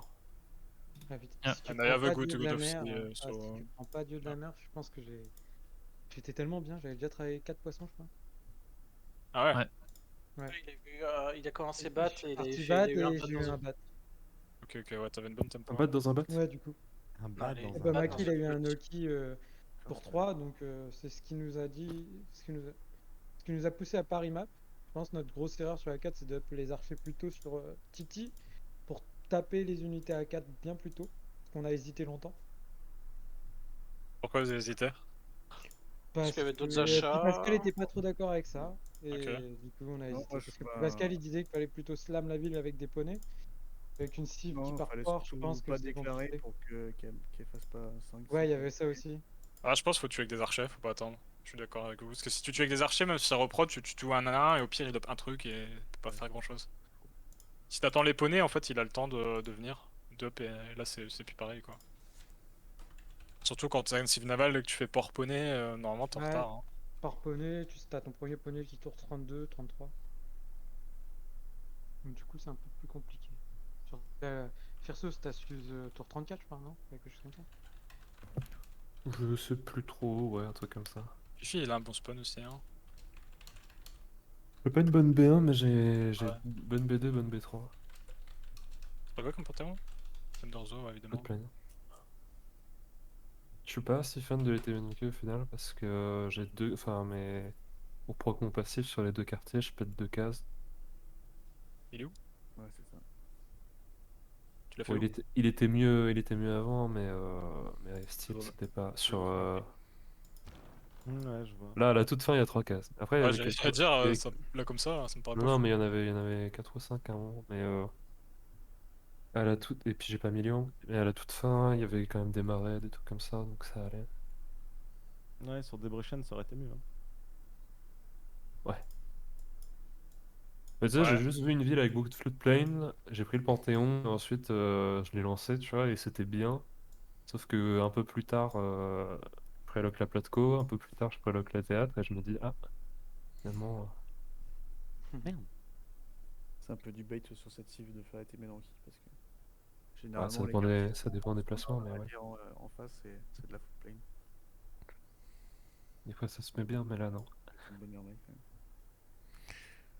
J'aurais dû faire autre chose. Those sugar tires look amazing. I can only imagine a Temenanki being there. Why no? Yeah, Le match yeah, my bad. pour l'âge d'or. Ouais. Le fameux match de l'âge d'or. C'est dur quand tu dois faire ça. Ouais, il améliore les places de Je crois table que un peu. j'ai- Quoi. je crois que j'ai pas fait de match to l'âge d'or depuis 3 ans. Ouais, en qualité Je prix, je préfère Je marcher. préfère avoir l'âge normal. Ouais, j'avais fait la cité interdite, mais on me l'a piqué juste avant. Oh yo. Et où Mathieu, pas mal. De quoi? Et où ton Mathieu? Ouais, tout en bas à gauche. Je l'ai fait en 3 tours. Avec le stack de la cité interdite? Non. Non. Je l'ai fait en 3 tours juste parce que la ville a de la prod. On va bien jouer en tout cas. Vous avez bien cassé les gueules. Ouais, bah bien joué les gars. Ouais. C'était bien hein. Ah, c'était pas mal, hein. C'était pas mal comme game. Nous on a dit on a fait de belles games. Je me suis battu avec tout le monde. Ouais, je me suis battu avec tout le monde, c'est bon, moi je suis content. Ouais, mec. L'unité hongroise, les Gaulois, des coursiers. Moi aussi, je me suis des battu avec bateaux. tout le monde. En Alors- wifi. Peut-être qu'on en wifi. Peut-être qu'on peut revenir sur la draft rapidement. Est-ce que ça vous a étonné la Suède? La Chine c'était une réponse à ça? L'opening avec l'Angleterre, vous avez réagi sur double naval, c'est ça? Ouais, je pense que ça nous paraissait bien vu que la Russie n'était plus là. Ok. La Suède, bah la Chine c'est une bonne réponse à la Suède parce que ça peut prendre beaucoup de choses, ça peut enlever des merveilles à la Gaule, même si j'ai pas fait la statue assez tôt évidemment. Ouais. Et puis normalement c'est un pic que je maîtrise assez bien, bon là ça s'est mal passé. Et le Cree c'était pour embêter Romrom. Là. Ouais, super. Mais moi, on m'avait déjà dit. Fifi voulait pas jouer Vicky, donc on m'a dit tu joues Vicky, donc je joue Vicky. Hein. Oui, je voulais bien le Vicky, mais Juste, je veux si je pouvais m'en passer, ça m'allait, tu vois. C'est sûr, on s'attendait pas à la Suède quand même Ouais. sur cette map. Bon, on teste des trucs. On s'est dit on va jouer Georgie, Mais on l'a pas joué depuis. Enfin, je crois qu'il y a personne qui de Géorgie. n'a pas trouvé de joueur. Ouais, hein, moi mais, j'ai dit que c'était non. Hein. Vous vouliez jouer Géorgie là contre vraiment. la Suède? Pourquoi? bah, pour contrer vraiment. Hongrie et. Ah. C'est vrai qu'on a vraiment pas pensé qu'on pouvait se faire counterpick Géorgie. oui, moi, je dans pense la- qu'on a- notre- C'est Winter là, oui. C'est bon, Ah. j'ai tout chinois. Ah, c'est un bon counter, mais il faut savoir la jouer. Ouais, Oui, c'est faut vrai. savoir la jouer, je suis sûr. On Et était tout proche d'un de D2, coup, quoi. et attends, et tout d'un coup, le Hongrois par lieu 5 lui vole primauté papale et il n'y a plus de big game. Well, guys, I'm gonna stop it right here. I do need to get to a CPL meeting, but I can actually send you to Hash K. If you don't know Hash K, he is streaming for the French community, and you're gonna see him on the streams really soon here. I do hope you enjoyed this game tonight between veux mon Tsingy and Ulysse. Ulysse did manage to get the win in the CivFR Squadrons, and of course they now have a definite lead in the tournament. With qualifying, possible qualifier coming up from the CWC. If you watch this coming up from YouTube, thank you so much for watching, and of course I do hope you enjoyed the show. I do hope you're also going to give it a thumbs up, and we're going to see each other in the next stream on twitch.tv/OnSpotTV.